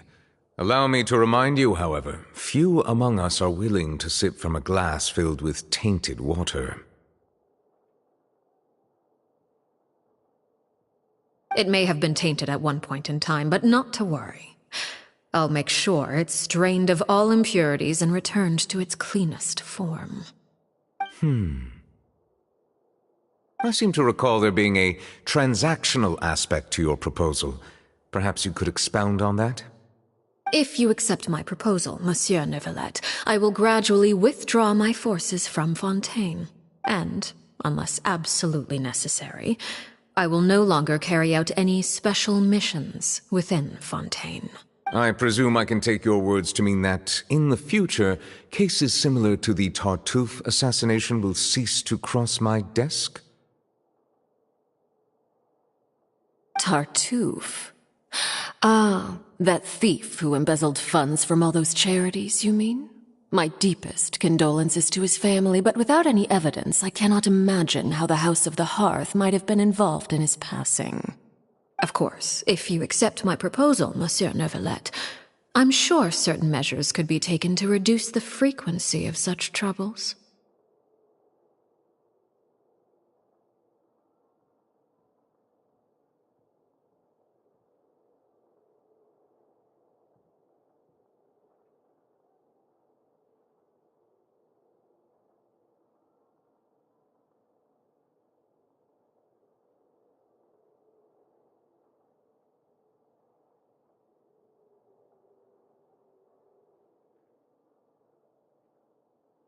You choose your words carefully indeed.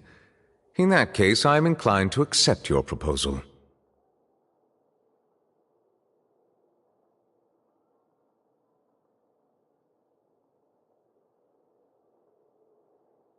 My thanks for your generosity, Monsieur Neuvillette. Well, with that settled, we should be going now. I took the liberty of bringing along 2 bottles of spring water from Snezhnaya for you to enjoy. I do hope I get the chance to hear your impressions.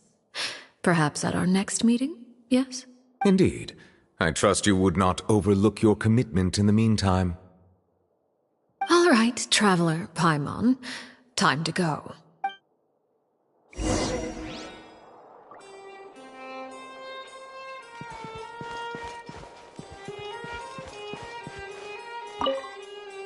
I believe I've told you before that my emotions easily resonate with those of others. Yet in the few meetings I've had with that Harbinger, I haven't been able to sense any aspect of her emotional state. Her mind is like a still body of water. Who knows what darkness lies in its depths, and the lack of ripples on the surface gives nothing away. It's unclear whether this is her natural state of being, or whether it's an incredible strength of will that gives her the ability to master her emotions. Either scenario, however, suggests she is a very dangerous individual. I do not expect an explanation as to why you two are by her side. Whatever your reasoning, I would only advise you to take caution.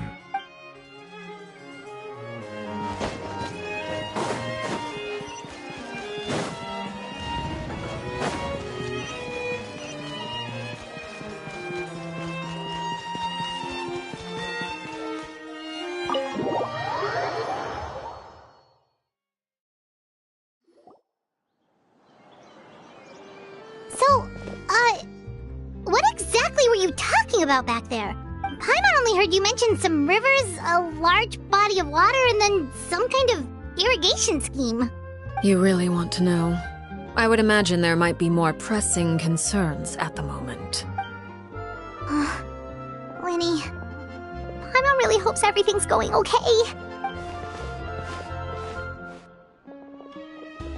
Oh, Paimon recognizes that look.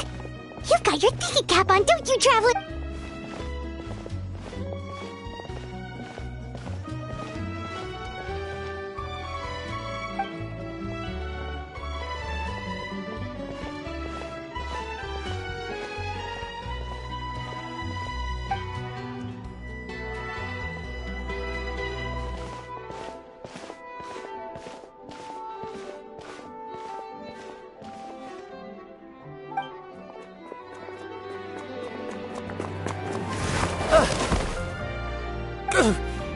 Oh, shoot.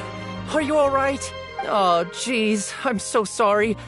I was so focused on selling these papers, I wasn't looking where I was going.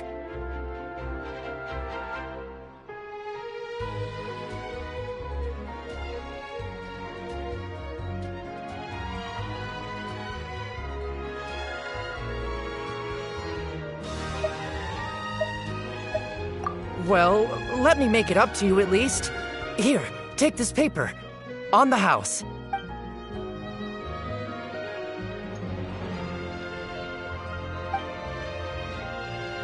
Oh, you don't have to give us anything. Please, I want to. It's not like I'm short on supply. All the extras will be useless come tomorrow anyway. It's my fault, really. I was just trying to bring home some extra mora for the family, but I bit off more than I can chew. I haven't had many takers today, so I'm still swimming in papers. What's going on here? Nothing much. I just ran into your friend here on accident. I should probably get going, actually, so... Hold on. Of course, I'm happy to compensate you with mora, it's just... I don't have any on me at the moment. I'll take 3 papers. Here. Your payment. Oh! Thank you for your patronage. May the Archons bless you with good fortune. If only I had the chance to run into such generous customers every day.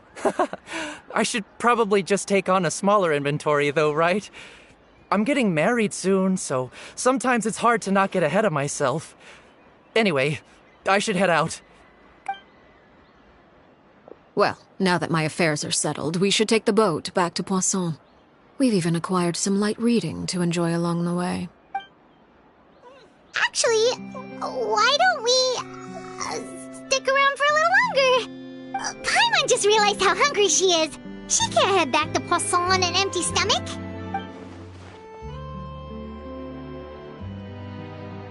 It appears you two are under the impression that delaying our return will somehow alter the situation in your favor. I'm sorry to ruin your fantasy, but your efforts are meaningless. That being said, I could be persuaded to give Linny some extra time. I just have one condition. If you agree to my request, I'll even answer some of your questions. You're quite curious about Clairvy, are you not? And my relationship to her. Wait, why are you being so generous all of a sudden? You're not gonna ask us to do something bad, are you? You overestimate yourself. You don't have the talent for bad things. Then what can you possibly... The most important consideration in a negotiation is that both sides receive something they want. Demands and threats only get you so far. Wonderful. Here it is. When the time comes, make the choice that you deem most appropriate in the situation, and lend your help to the House of the Hearth. Okay, sounds normal enough. But what do you mean, when the time comes? When is that supposed to be? That is for you to decide. Then we have a deal. Follow me.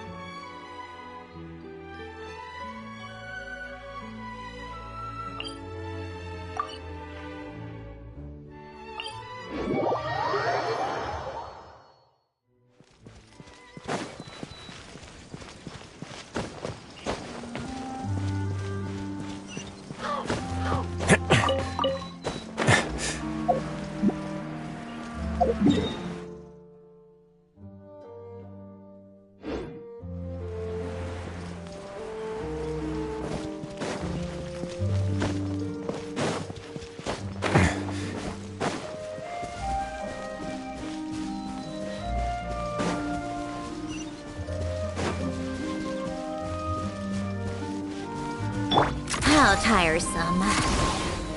Pick up the pace.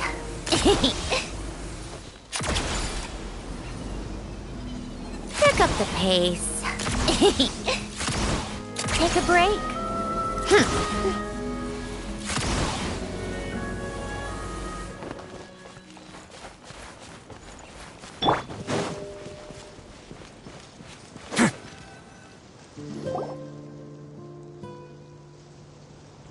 What is this place? Somewhere long forgotten by everyone. It used to be a grand building. Now it's nothing more than a pile of rubble. No one comes here anymore, nor does anyone care about what once happened here. Although, this place does have something to do with the story I'm about to tell you. It was before I became a Harbinger, and before Linny and the others joined the House of the Hearth. Due to certain events, I first killed Clairvy and then her mother. And this is where it all happened.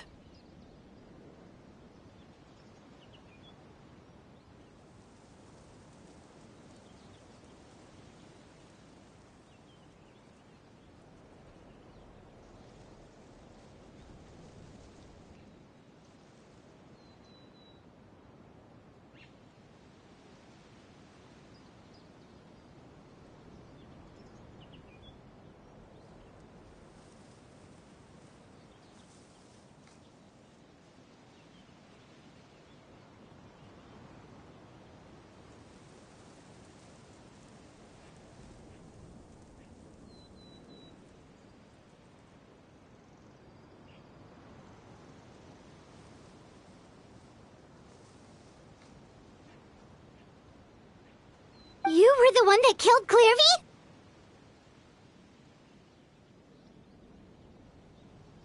Patience now. Allow me to explain Clairvy's side of the story first. I'll start from the beginning. Clairvy was 6 years old when she was brought by her mother, Crucibina, to live in the House of the Hearth. From the outside, it seemed like a fairy tale. A thriving family made up of kind adults and friendly children.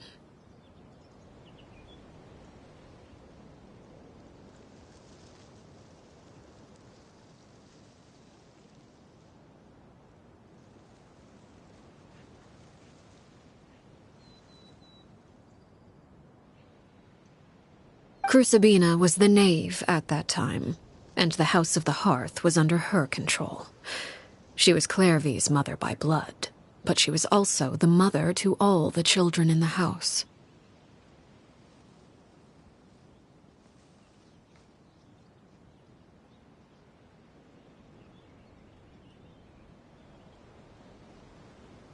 Clairvy was happy here, for a time. But she quickly realized that being part of this family wasn't a fairy tale at all. It was a kind of purgatory. Purgatory? Exactly. The House of the Hearth takes in war orphans from all over Teyvat. But as for how to raise them, that depends entirely on the person in charge.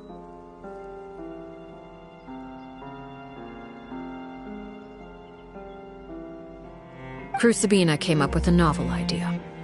She would teach the children to fight, force them to duel each other, and then crown as the king of the house the child who proved themselves most worthy of inheriting her title.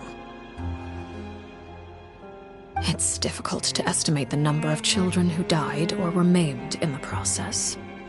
There's little I can say about the ones who died. The ones that emerged with permanent injuries, on the other hand, well, they still served a purpose. They would be handed over to the doctor to be experimented on, or sent away on dangerous missions. Nothing more than tools to be used and then discarded. So those were the experiments Clairvy was talking about. But what actually happened to her? You said that Clairvy was Crucibina's daughter, so if Clairvy tried to convince her to stop what she was doing, Crucibina probably would have listened, right?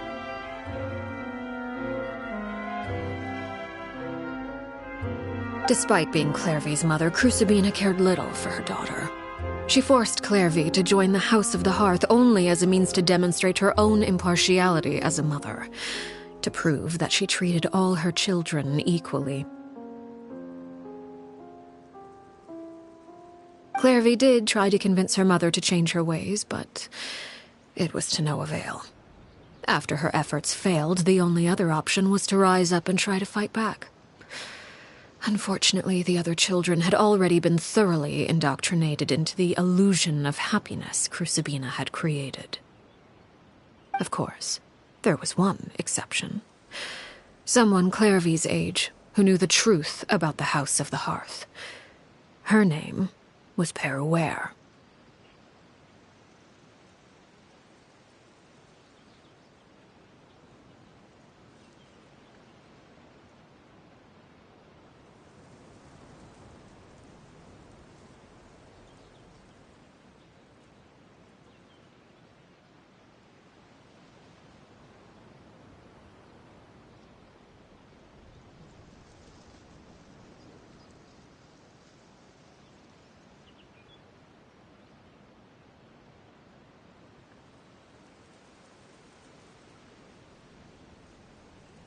Wait, the friend that Clairvy mentioned?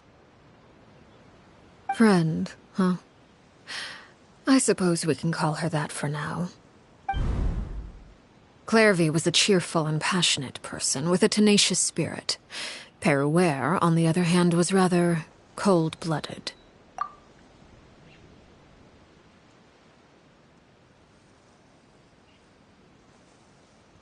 Her cold-blooded nature allowed her to see through Crucibina's facade. Yet, it was also this cold-bloodedness that prevented her from acting against it. At least at first. While Clairvy longed for freedom, Peruware was convinced that, amid all the fighting and violence, she would make it until the end. Despite their differences, the two became fast friends, united by their knowledge of the truth.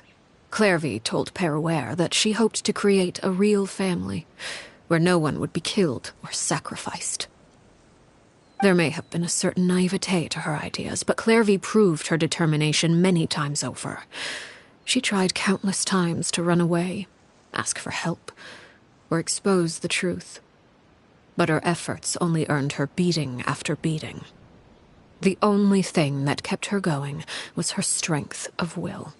Even with her body racked with pain, she would still stand on her tiptoes and open the window at night. She and Peruware would look out at the moon together, a fierce longing for freedom shining in her eyes. But one day that light simply vanished. Oh no. What happened? Her hopelessness resulted from a culmination of things. 10 years had passed. 10 years worth of failure after failure. She and Peruware weren't children anymore, but finding any chance to escape still seemed as hopeless as ever.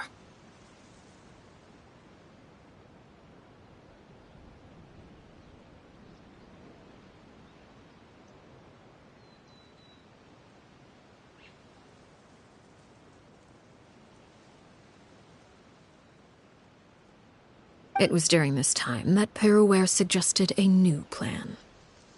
If escaping was out of the question, why not take down the very person sitting on top of this throne of lies? Mother herself. Clairvy rejected that proposal. She claimed that, as a famous harbinger, Crucibina possessed an unimaginable amount of power. Trying to kill her would have an incredibly low chance of success. Clairvy never gave another reason, but Peruware could see it written all over her face. Clairvy still thought of Crucibina as her mother. Killing her own flesh and blood was a line she couldn't bring herself to cross. If she couldn't escape and fight back, then only one option remained. Precisely. Death was the only way that she felt she could be free. It happened during a duel. When she arrived at the dueling ring that day, her partner turned out to be none other than Peruware. The very person that had stood by her side all those years. It was a fierce battle. But ultimately, Clairvy decided to let Peruware end her life.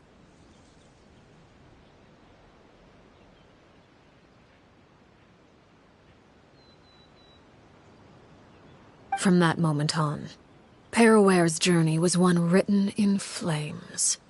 When the rain finally came and washed it all away, there she stood, the sole victor in Mother's endless game of slaughter.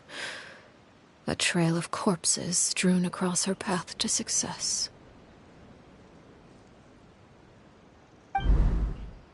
It was the very result she had predicted 10 years prior. Even then, she believed she would make it until the end. She wasn't surprised by the fact that she emerged as Mother's undisputed heir. Rather, her success left her with an inexplicable sense of restlessness. She was unsettled, and there was only one thing that could quell that sensation. Perhaps you two would like to take a guess as to what it was? Crucibina, you mean? But... Correct. This is the place where Peruware killed her best friend. A mere year later, this is also the place where she fought tooth and nail to kill the mother they shared. The moment she acted, any conception of what was right or wrong ceased to matter. It's one of the principles of the house. Only those who survive get to write the rules. Peruware won the battle, and became a harbinger herself. After which Her Majesty, the Tsaritsa, bestowed upon her a new name. Arlecchino. So the Perry Clairvy was talking about... It was you all along. You're Peruware. Arlecchino is just a name you got later. I left that name behind long ago. I must say, hearing it now does bring back memories. After I defeated Crucibina, the moniker of Mother died with her. I chose to forego the title she called herself, and even chose to give up my own name. I rebuilt the House of the Hearth under a new identity. Not only as Arlecchino, but as father. And that is where the story ends. Any more questions? Yeah. Based on what you just told us, Clairvy wasn't a little kid when she was killed. So the Clairvy we met... Was she really a spirit at all? I suppose you could call her an illusion born of flame. Her existence is like ashes to a fire. Something left over in the wake of blaze and ruin. You see, a certain power runs through my veins. It's not unlike a curse. My flames leave behind shadows of anything they consume. Of course, the chances of those shadows morphing into a sentient entity are exceedingly slim. Clairvy is a very special case. Clairvy died when she was 16 years old, but what emerged from the flames was her 6-year-old self. Her appearance wasn't the only thing affected. Most of her memories were lost to the blaze as well.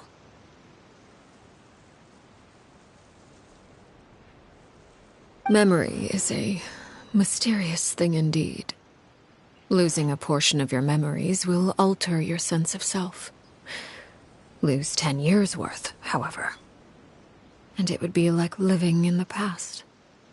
Like returning to a version of yourself that never grew up. No wonder Paimon got such a weird feeling when we were talking to her. Perhaps I should put it this way. Clairvy is someone trapped in time. It may seem like she exists with us in the present, but she truly lives in the confines of her own past. So if all of that is true, then you must have known about Clairvy for a long time. Indeed. She's a rather volatile and unstable entity. Sometimes she would look after the children. She's even saved some of their lives. But other times, she would hide from me and become obsessed with revealing the truth about the house to anyone who will listen. Shadows don't have the capacity to learn or grow. Any new information they encounter is quickly forgotten over time. Your attempts to expose Clairvy to sunlight. They failed, yes? The reason is actually quite simple. In Clairvy's mind, the house is impossible to escape, and it is this very perception that traps her there. But no matter. All I have to do is kill her again, and all will be resolved.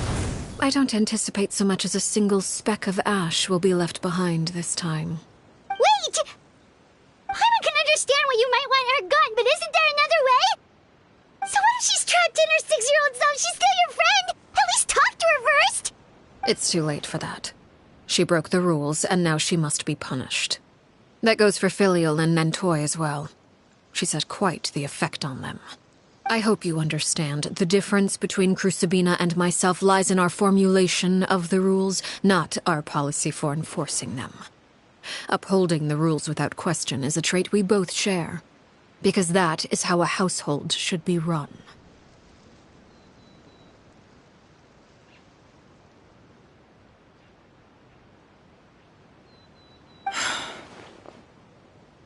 Is this really what you want to do? Whatever could you mean? Don't you want to say a proper goodbye at least? Whether as a killer or as a father, there are two things that must be avoided at all costs: anger and sorrow.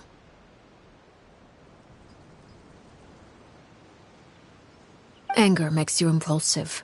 Sorrow causes you to waver.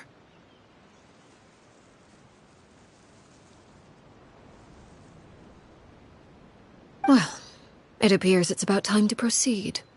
Before we arrived, I told some of my well-behaved children to bring our troublemakers here by nightfall. I do believe I've kept my end of the deal. I gave your friends quite a bit more time. As for what happens now, we'll just have to wait and see.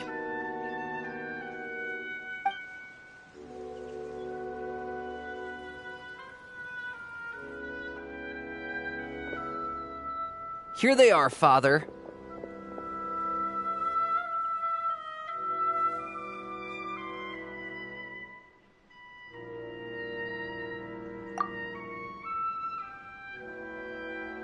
Ah, you gonna execute him? Seeing something like that would actually be a first for me.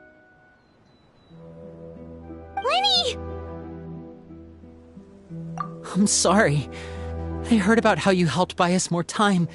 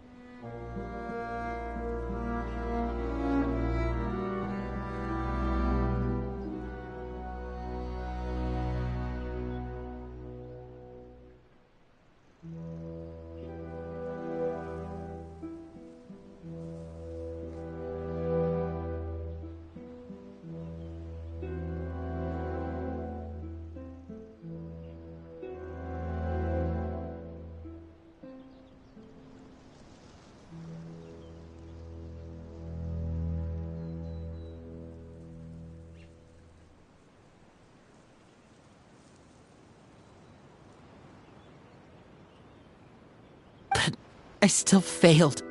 I couldn't find a way to fulfill her wish. Huh? Are you... Perry? Indeed, it's been a while, Clairvy. Perry! Stay right there. I'm sorry to postpone our reunion, but first I believe certain scores need settling.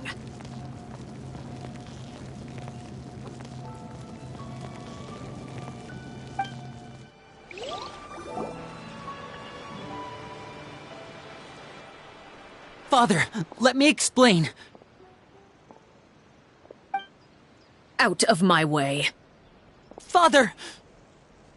You chose to conceal a threat to the house. And for that, you must be punished.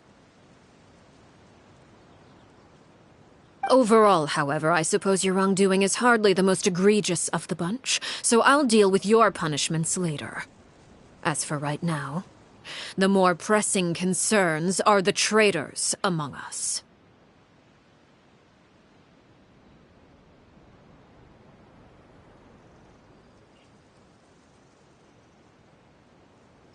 By traitors?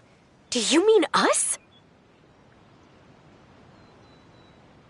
Father, let me explain. We didn't mean to... Fultz, why don't you share what you heard? Yes, Father. Secret Midnight Meeting number 3.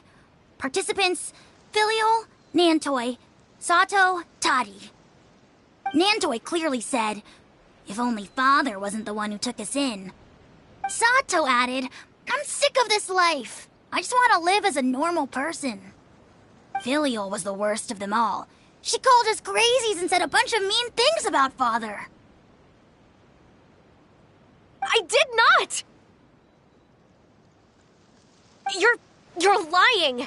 Fultz is trying to frame us! It's not like I'm the only one who heard those things. After that, you and Toddy and a bunch of other people started talking about Clairvy. You were using all those things Clairvy brought up as an excuse to question Father.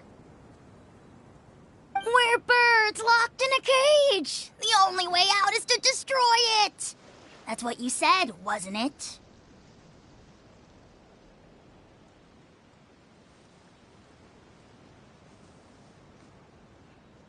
You little... You just want me gone, don't you? What did I ever do to you, huh? And you, Sheplo, have you forgotten who stood by your sickbed, watched over you, and changed your dressings? Come on, let's hear it then. What's your reason for all this?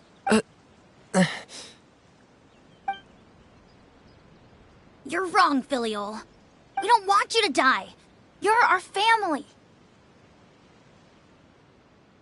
Liar. You wouldn't be doing this if that were the case. So why? Why have you backed us into a corner? We all live in the House of the Hearth. You know the type of work we do, Filial. A single betrayal can cost dozens of us our lives. It's not like it's never happened before. That kind of thing is hard to forget. That's why the House of the Hearth cannot tolerate any form of betrayal. Ever since we came to Poisson, you've had 7 secret meetings. A lot of the things you talked about really crossed the line.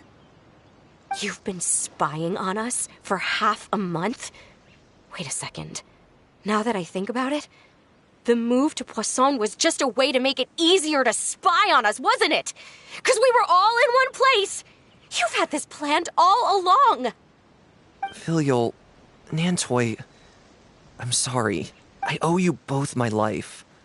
I owe Clairvy too. If it weren't for all your help after I got poisoned, I wouldn't be standing here today. If this were any other situation, I would do anything to repay that kindness, even if it cost me my life. But rules are rules. I'm sorry. My hands are tied. Why? Why? That's enough, Filial. We made a mistake, and we should own up to it. We broke the rules, plain and simple. And now we have to face the consequences. I'm sorry, Sheplo. Fultz. I'm sorry, Father. We... accept our punishment. Chapleau, according to the rules of the House of the Hearth, how should these traitors be punished? All those who betray the house pay with their lives. And so it shall be.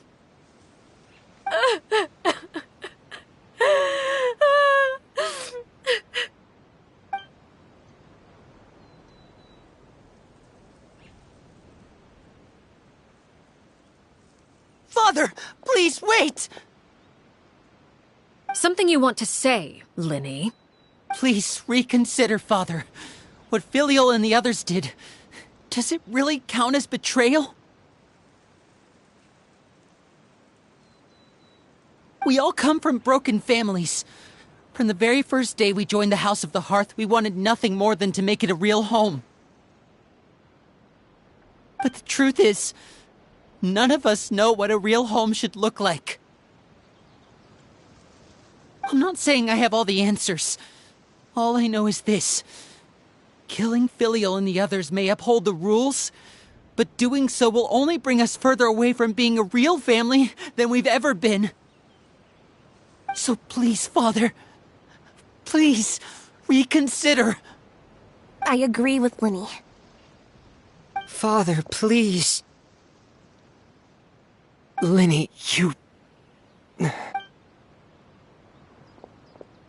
I also agree with Linny.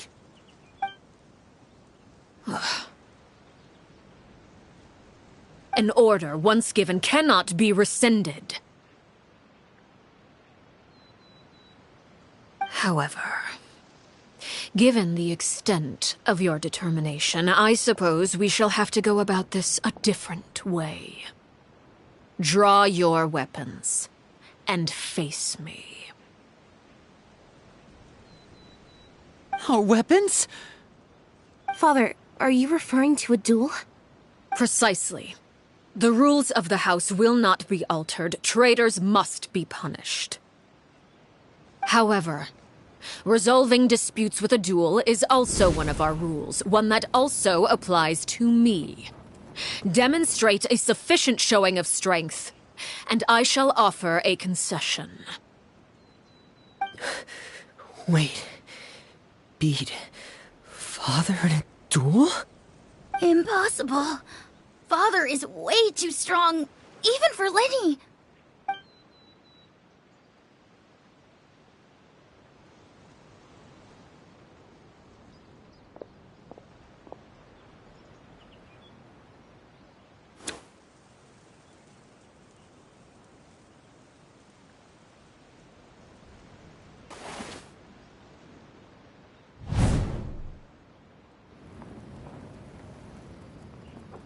Did you hear that, Traveler?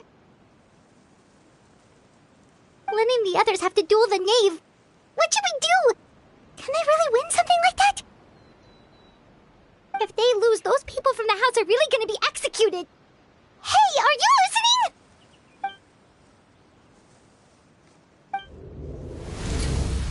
Don't you want to say a proper goodbye at least? Anger makes you impulsive.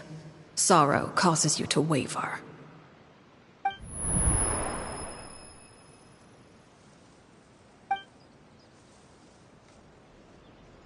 Oh. Looking at that expression on her face, she seems really serious about this. Guess that means there's no chance she's throwing the duel on purpose, huh? When guests are around, families are often on their best behavior. And any disputes are less likely to escalate. When the time comes, make the choice that you deem most appropriate in the situation, and lend your help to the House of the Hearth. What's wrong, Traveler? Hey, where are you going? Traveler?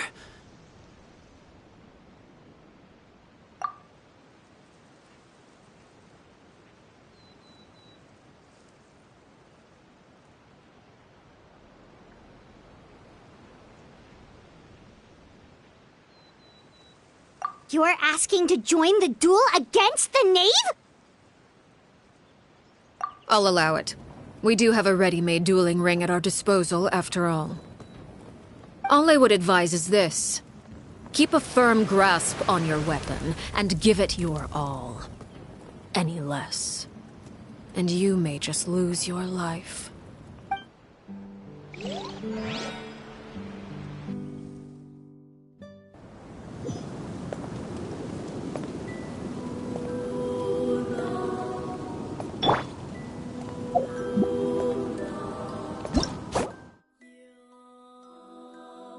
Closer now.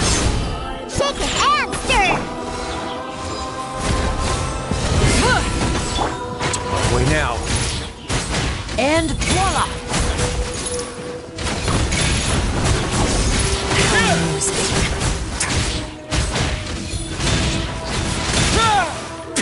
With these rising flames! Power that ended height! Is it Hang in there! Now that's Face your gift!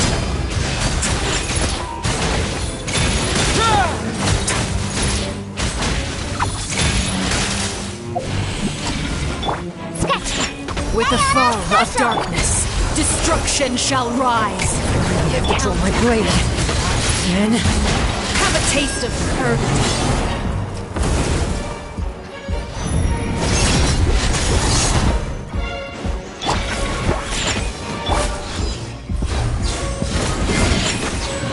Take this! How amusing. To ashes! Now's our chance!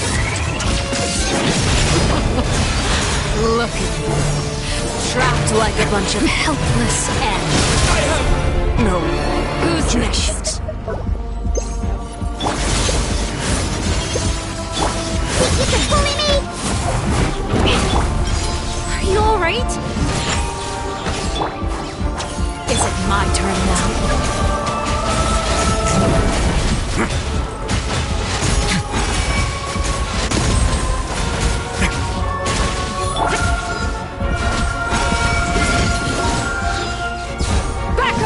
I really have to draw my blade. Then with these rising flames. Not bad. You've proven to be a worthy opponent after all. Is it my turn now?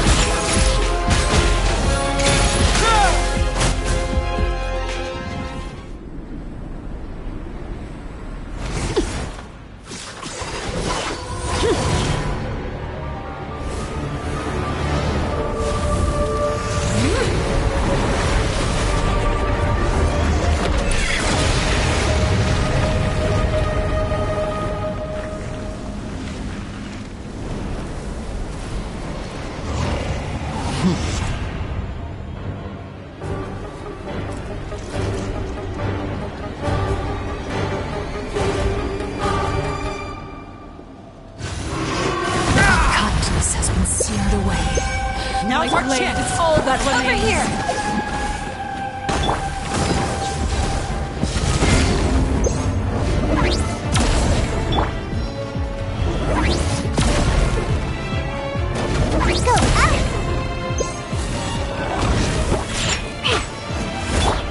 Watch out for Father's movements!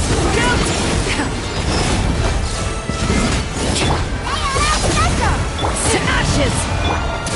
Get a little chilly. Let's begin.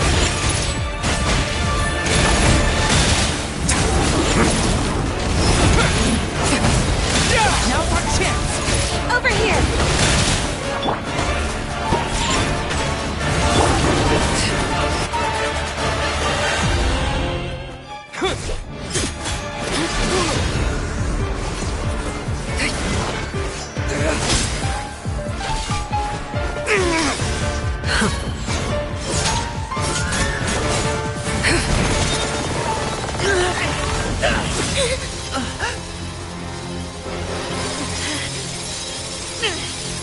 You should know better than to crowd in one place.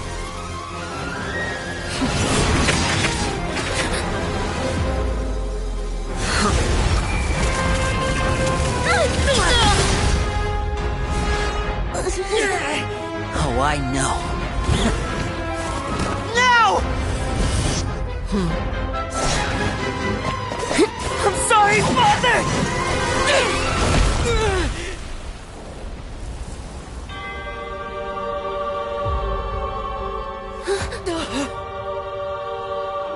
Sorry for what? This pitiful excuse for an attack.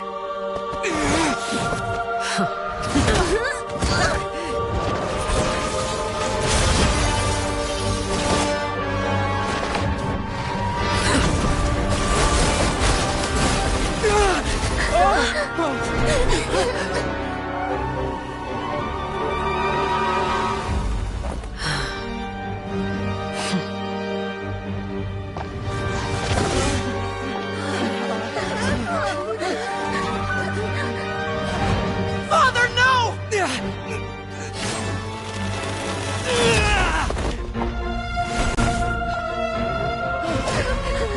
Made it out, did you?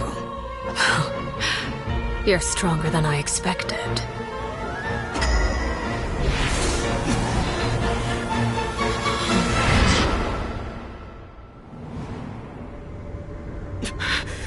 A crimson moon? I can't move.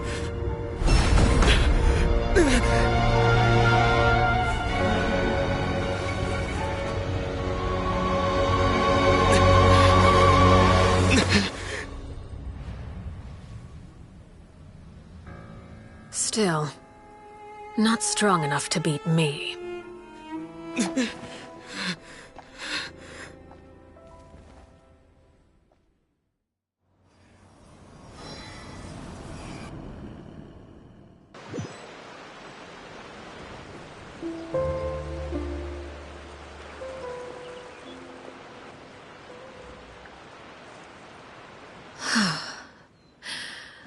I believe we can end things here.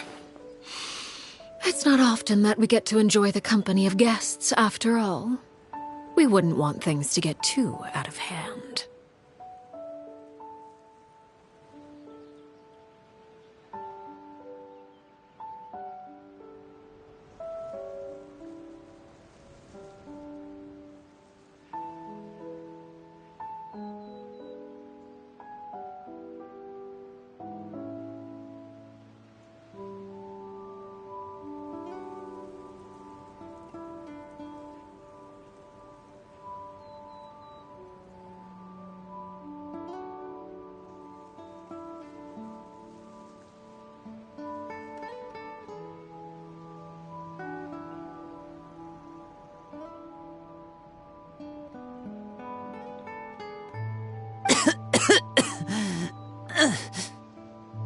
Brother, are you alright?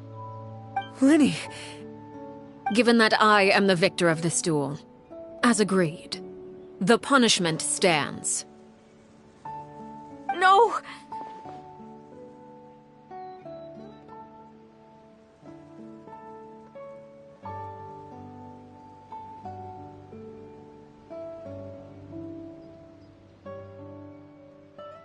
I never thought things would end like this. However, everyone involved in the duel demonstrated a remarkable level of strength and determination. In light of this, I'm prepared to change the method of execution.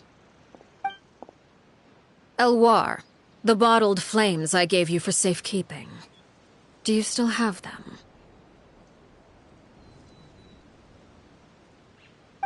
Yes? I wasn't sure what they were for, but I've kept them super safe. I didn't lose a single one. Wonderful. Then, in just a moment, I'll have you administer them. Bottled flames? Indeed. They're the product of a secret experiment. Under certain special circumstances, flames can be extracted from my person and preserved.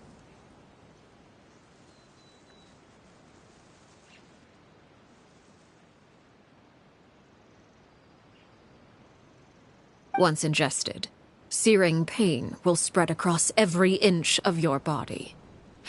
No harm will come to you physically, but your memories will be burned away.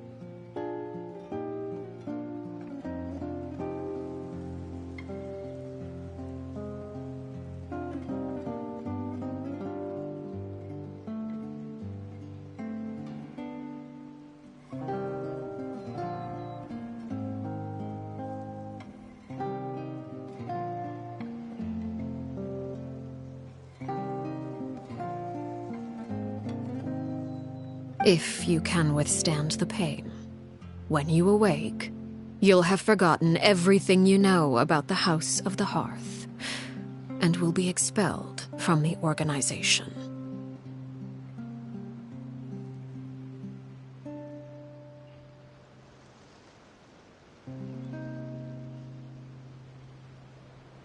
In other words, Administering this concoction will kill the version of you that grew up in the house, and give you a new identity.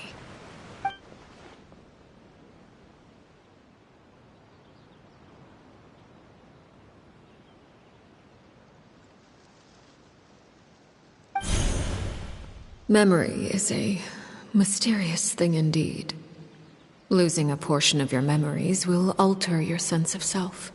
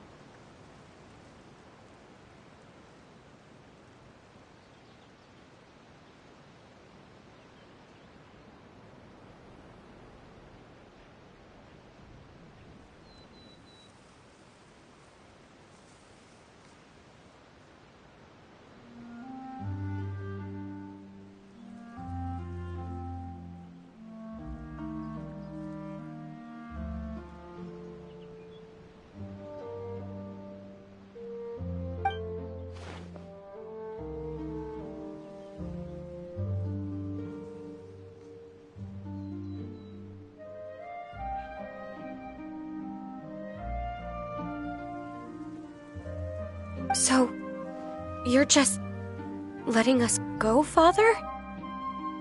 You misunderstand. Memories are extremely important. Once consumed by flame, the version of you standing before me will die, and our secrets will die with you. So no, I don't intend to just let you go, because the person who survives will be nothing but a stranger. Even so, I won't have to live in fear anymore. I'm sorry, Father. I'm sorry I let you down. But I really... Don't cry, Filial.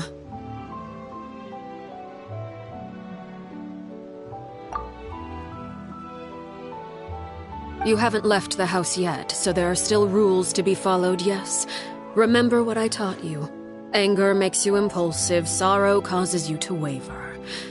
Don't let yourself be controlled by your emotions. Of course. I'll remember. Dry your tears, and go pursue the life you really want. Yes, Father. Chaplot, Fultz, Elwar. Take them back to Poisson.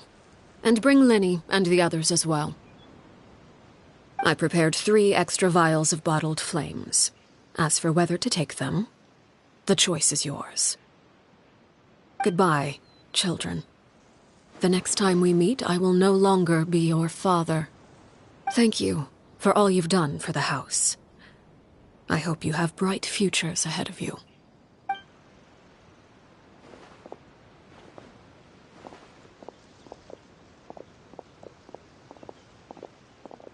Father. Let's go.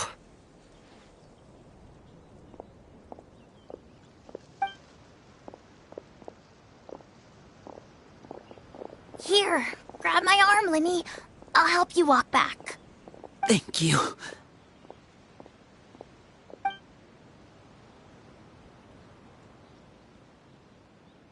Clairvy.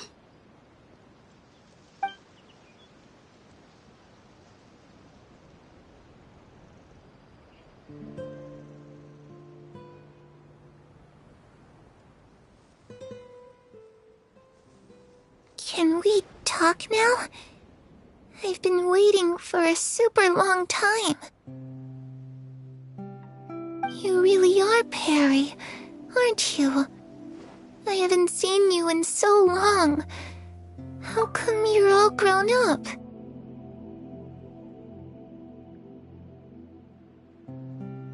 Wait, did I somehow travel to the future on accident?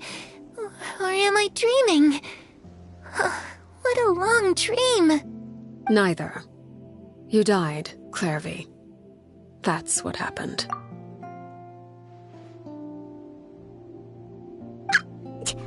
You could have at least sugarcoated it a little.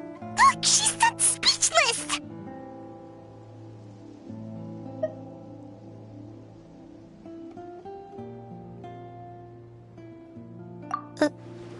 Oh. Okay then. Huh? That's it? You accepted it just like that? Yep.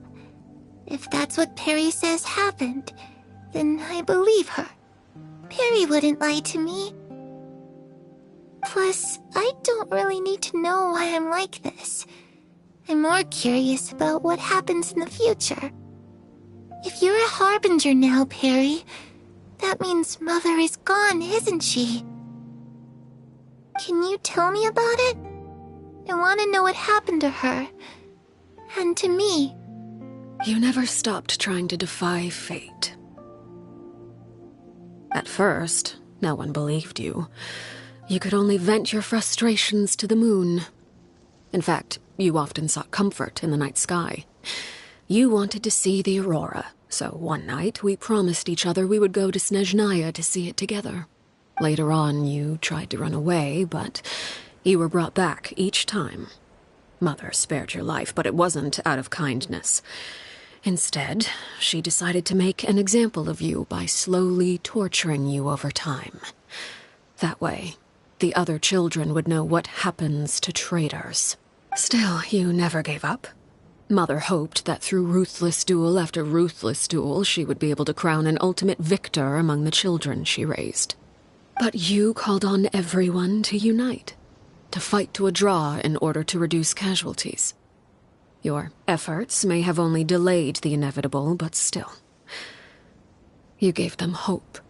You tried everything you could think of, but every attempt ended in failure.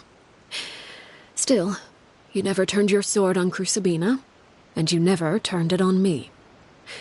On that gloomy day, you told me, "For the last 16 years of my life, I've done everything I can to fight for freedom. But now, I realize that the only freedom I truly possess is the freedom to choose to die."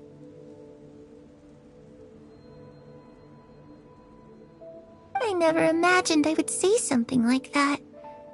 I must have been feeling really worn down.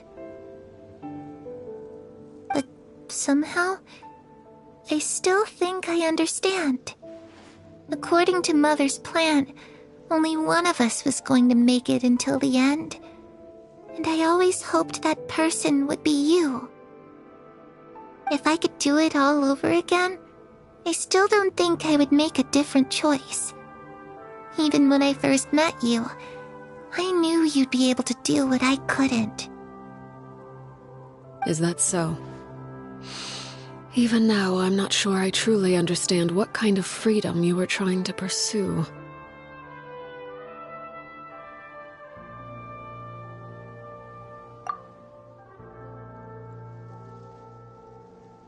But as the head of the House of the Hearth, and as the children's father, I've tried to give them the most basic of freedoms. The freedom to choose their own fate. It's something I discussed with the Eudex of Fontaine. The children who want to leave the house will have their memories wiped clean of all secrets pertaining to the organization. In return, they will be allowed to live a normal life in Fontaine without being prosecuted for their past.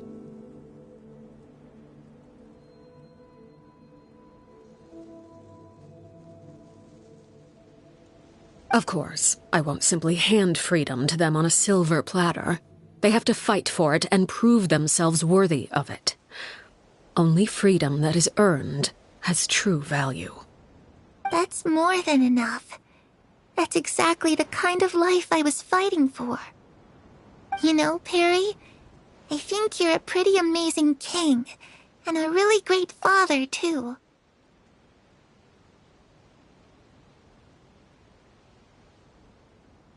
I'm really happy that you're the one who took over the house. I guess I do have one regret, though. I still haven't seen the outside world. Well, it just so happens that our dear guests over here have been to many nations and traveled to countless places. Perhaps they would be willing to tell you what the outside world is like. Really? Of course! We've traveled all over the place. We've got so many stories, we could probably talk your ears off for 3 days straight.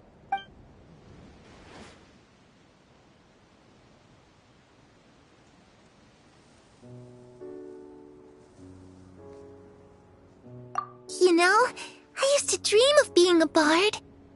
Playing the lute while singing into the winds of freedom. Even if there was no one there to listen, I would have continued to sing no matter what. Ah, that's where Mora comes from. I never knew that before. If I had some Mora, I would buy 3 new dresses. One for me, one for Perry, and one for Mother. It's just too bad Perry doesn't like wearing dresses. And Mother, well, she probably wouldn't accept something like that either. I guess I'd just have to keep them all for me then. I could wear a different one every day. Those yokai you mentioned, what do they look like? I once saw a drawing of this one guy with horns on his head and a super scary face. Are there any yokai like that? Oh, sounds like you're talking about an Oni. Yep, we've met one, and let Paimon tell you, they're not nearly as scary as they look.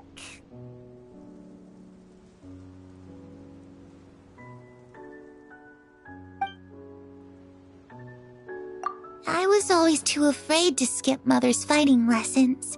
But at the academia, I bet you could do all sorts of secret things in class. Things that have nothing to do with studying. I'm just kidding. Being able to study whatever you want without having to fear for your life actually sounds pretty great.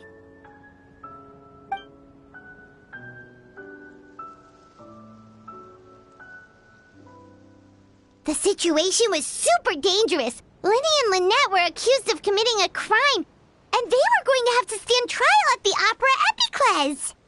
Oh no, that must have been hard for all of you. What happened next? Don't worry, we were able to turn the situation around super quickly, all thanks to Detective Paimon, of course.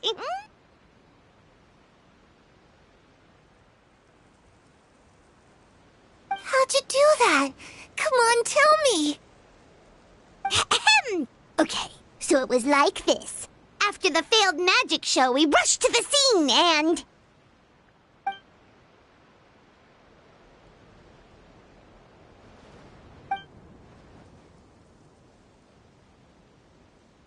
Shadows don't have the capacity to learn or grow. Any new information they encounter is quickly forgotten over time.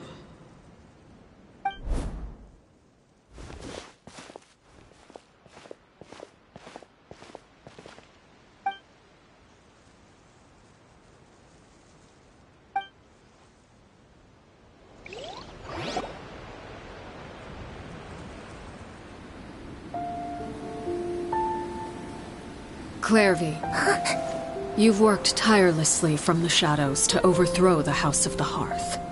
Now, by my authority as the Knave, I shall announce how this matter ends. You are hereby expelled from the House of the Hearth. You are no longer tied to this place, nor are you bound by its rules.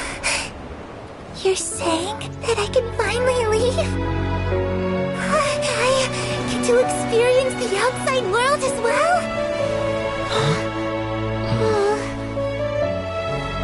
Oh, I almost forgot. There's no getting older for me. Still, seeing who you grew up to be makes me really happy, Paraware. Take care of yourself. Goodbye. May we meet again someday.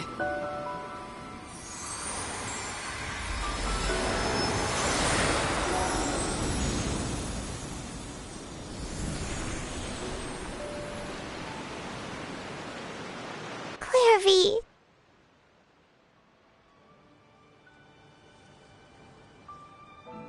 She left so soon. Paimon didn't even get to finish her story. I also have certain sentiments left unsaid. I wanted to tell her that the aurora I saw in Snezhnaya was just as beautiful as the ones in the pictures. But a shadow's memories reset at dawn. Had we delayed any longer, we wouldn't have had the time to say goodbye. Whatever regrets may linger, let them be lost to the coming of a new day. Father? It's Linny! Hey, Linny!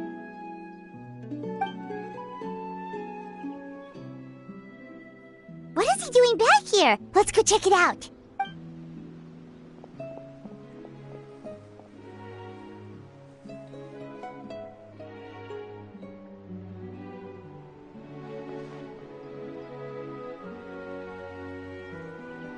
Father, the bottled flames have been administered. Filial and the others have left the house.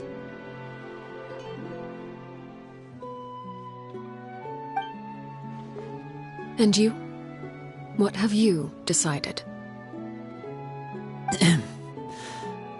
Thank you for giving us that choice, Father. But we never wanted to leave the house. It's the only home we've ever known. Lynette and Fremine feel the same way. They're recuperating back at the Hotel Bouffe d'été. But I decided to come back and tell you where we stood. I'm sure you're well aware of the expectations I have for you. I want you to follow in my footsteps and become the next king of the house. Yet you seem to have different ideas, I must admit. I'm rather surprised by your decision to stay. There's nothing wrong with choosing to live a quiet life. Leading this organization is a heavy responsibility, one not so easily carried by someone forced onto the throne. I just never understood what you saw in me. What made you believe I was deserving of that throne? You're brave, talented, and, most importantly, you cherish your family. You would do anything to protect them, even if it costs you your life.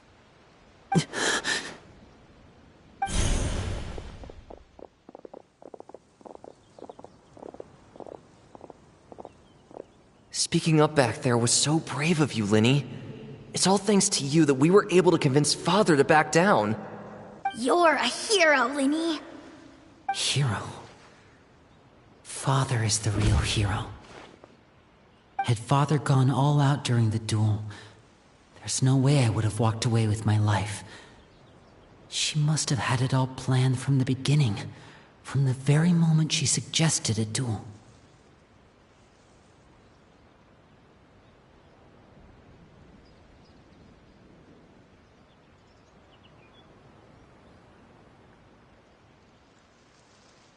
I'm not deserving of that title. I'm not strong enough or smart enough.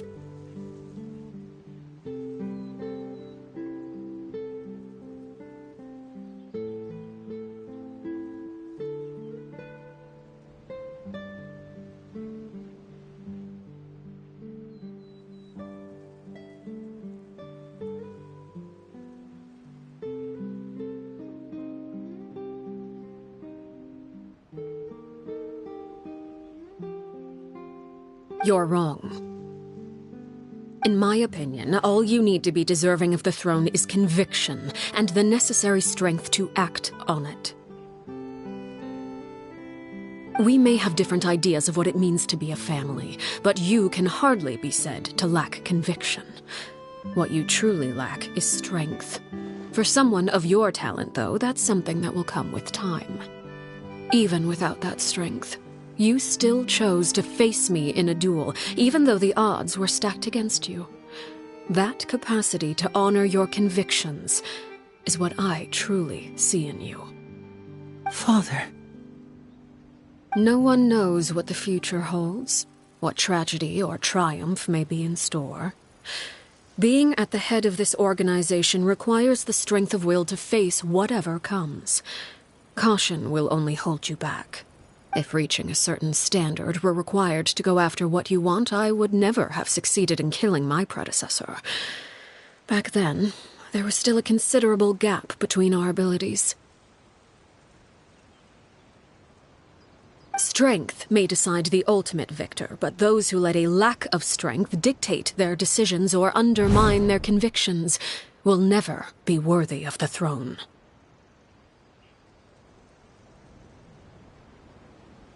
I understand, Father. Thank you. Children must grow up to surpass their parents. Only then can a family continue to flourish.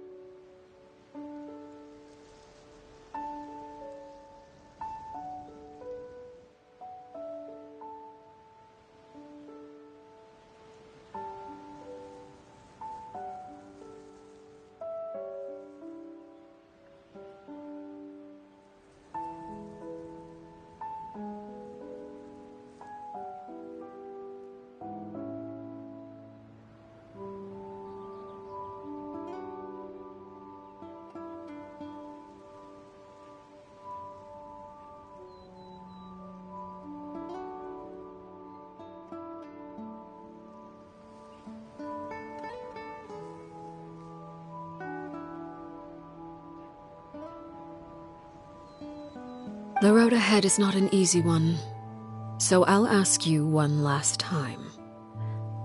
Are you certain you want to stay? You've done so much for me, Father, and that kindness must be repaid. Plus, with Project Stuja at hand, there are many dangers ahead, and I, for one, don't intend to back down. Protecting my family at all costs. That's my conviction. Then you're welcome to stay. As for Project Stuja, you need not be too concerned. If those cowardly businessmen and heartless dignitaries try to take us down, I'm prepared to teach them a lesson. Having members who longed for the light was our organization's last weakness. With those members no longer among our ranks, the House of the Hearth is like a spider hiding in the shadows. We need only wait for our prey to come to us. At present, our imperative is to use their plan to our advantage. In doing so, a crimson moon shall rise amid the frigid blizzards of winter. No demonstration of loyalty shall go unrewarded, and no sacrifice shall be in vain. As for the two of you, whether we meet again as friend or foe, I'll remember the camaraderie we shared in this moment. No matter how arduous the journey ahead, I hope we both reach our desired destination.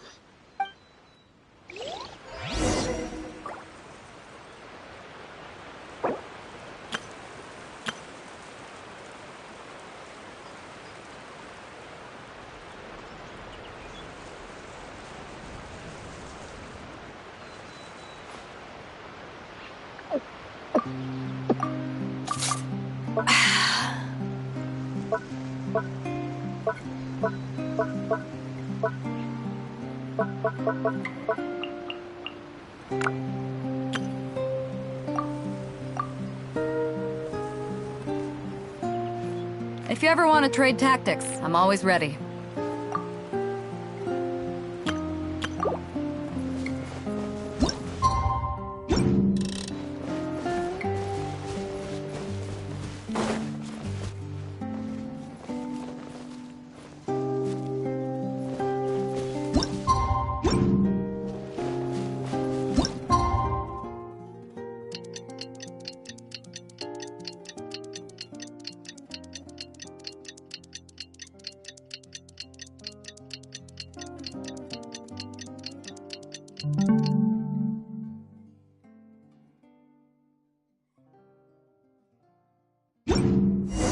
Didn't Linny say that Lynette and Fremine were recovering at the Hotel Bouffe d'été? Paimon wonders how they're doing. Maybe we should go check on them.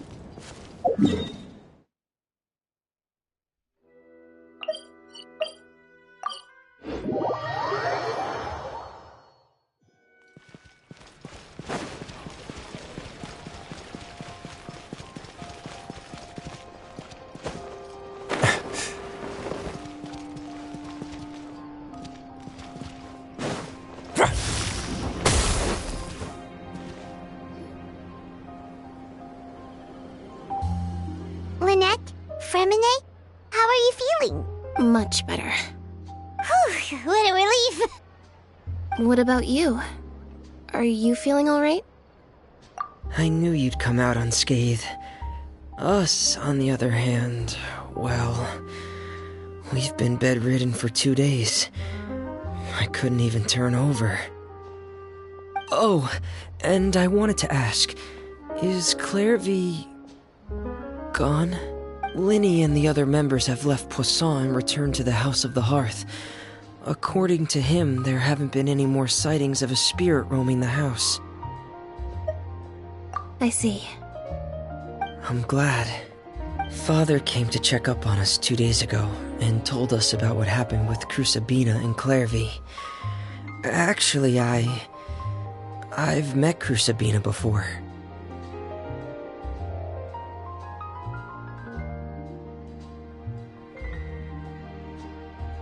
Wait, what? You've met the former knave? Crusabina died a year after Clairvy. It was during the year between their deaths that I joined the House of the Hearth. Crusabina had an extremely cruel and radical way of doing things. While she was alive, the atmosphere in the house was suffocating. When I joined, though, the experiment she valued so much had already come to an end, and all the people involved, dead and injured alike, were gone. Crusabina never talked about the past with us newcomers. A couple of months after I joined, Father killed Crusabina and burned all her files. With that, the names of all the people subjected to her experiments, Clairvy included, were lost to the flames, along with the painful memories they represented. Father took in Lenny and me a couple months after that, but she never mentioned anything about Crusabina or Clairvy. It really seems like something she was planning to keep to herself. The last time you talked to her, did she mention why she kept it a secret for so long? She said she didn't want us to be affected by the darkness of the past. She was worried we'd develop a false sense of gratitude towards her if we knew about it. The foundation of a family should be free of any corrupting influence. Whatever happened in the past, it has nothing to do with who we are now. And that's what Father told us in the end. But I still thanked her for everything. It was only after hearing about what Crusabina did that I finally realized how insignificant our lives could have been. The members of the house meant nothing to her. To say that she valued them in any way, even just as a tool, would probably be giving her too much credit. If Father hadn't taken over the House of the Hearth, I probably would have already... Father rarely brings up the fact that she saved us. She doesn't believe that being indebted to her should be what ties us together. But even if we didn't owe her anything, we would still choose to stay. Because this is our home. We may have arguments or times when we feel wronged. Some people may even choose to leave. But as long as Father is here, we will always have a home. Whether the path before us is bathed in sunlight or shrouded in shadow, we'll follow Father wherever she chooses to go. So I wanted to say thank you for helping us make it through this crisis. Without your help, we could have lost a lot more along the way. Oh, we didn't do anything, really. Of course. You're welcome anytime. Are Are Filio and Nantoy okay? I actually saw them at a cafe this morning. They didn't recognize me. From what I could tell, they were drinking coffee and talking about one of the operas that started running recently. They seemed happy. If I had to take a guess, I would say they finally found the kind of life they always wished for.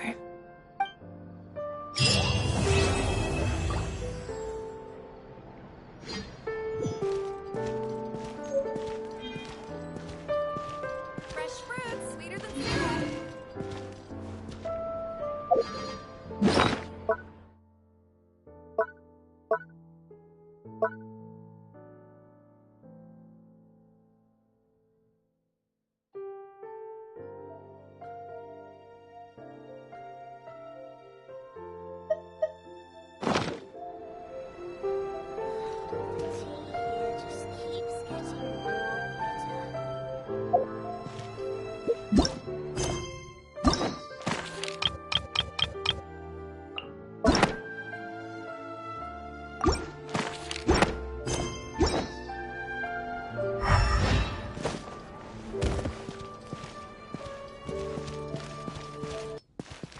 This coffee smells as good as I...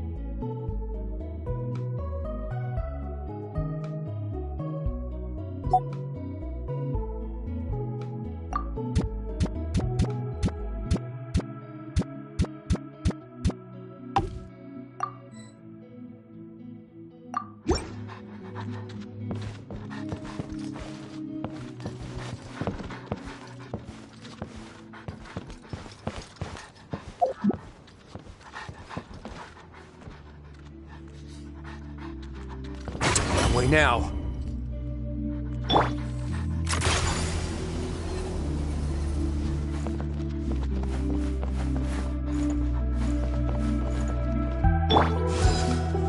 Back at ya!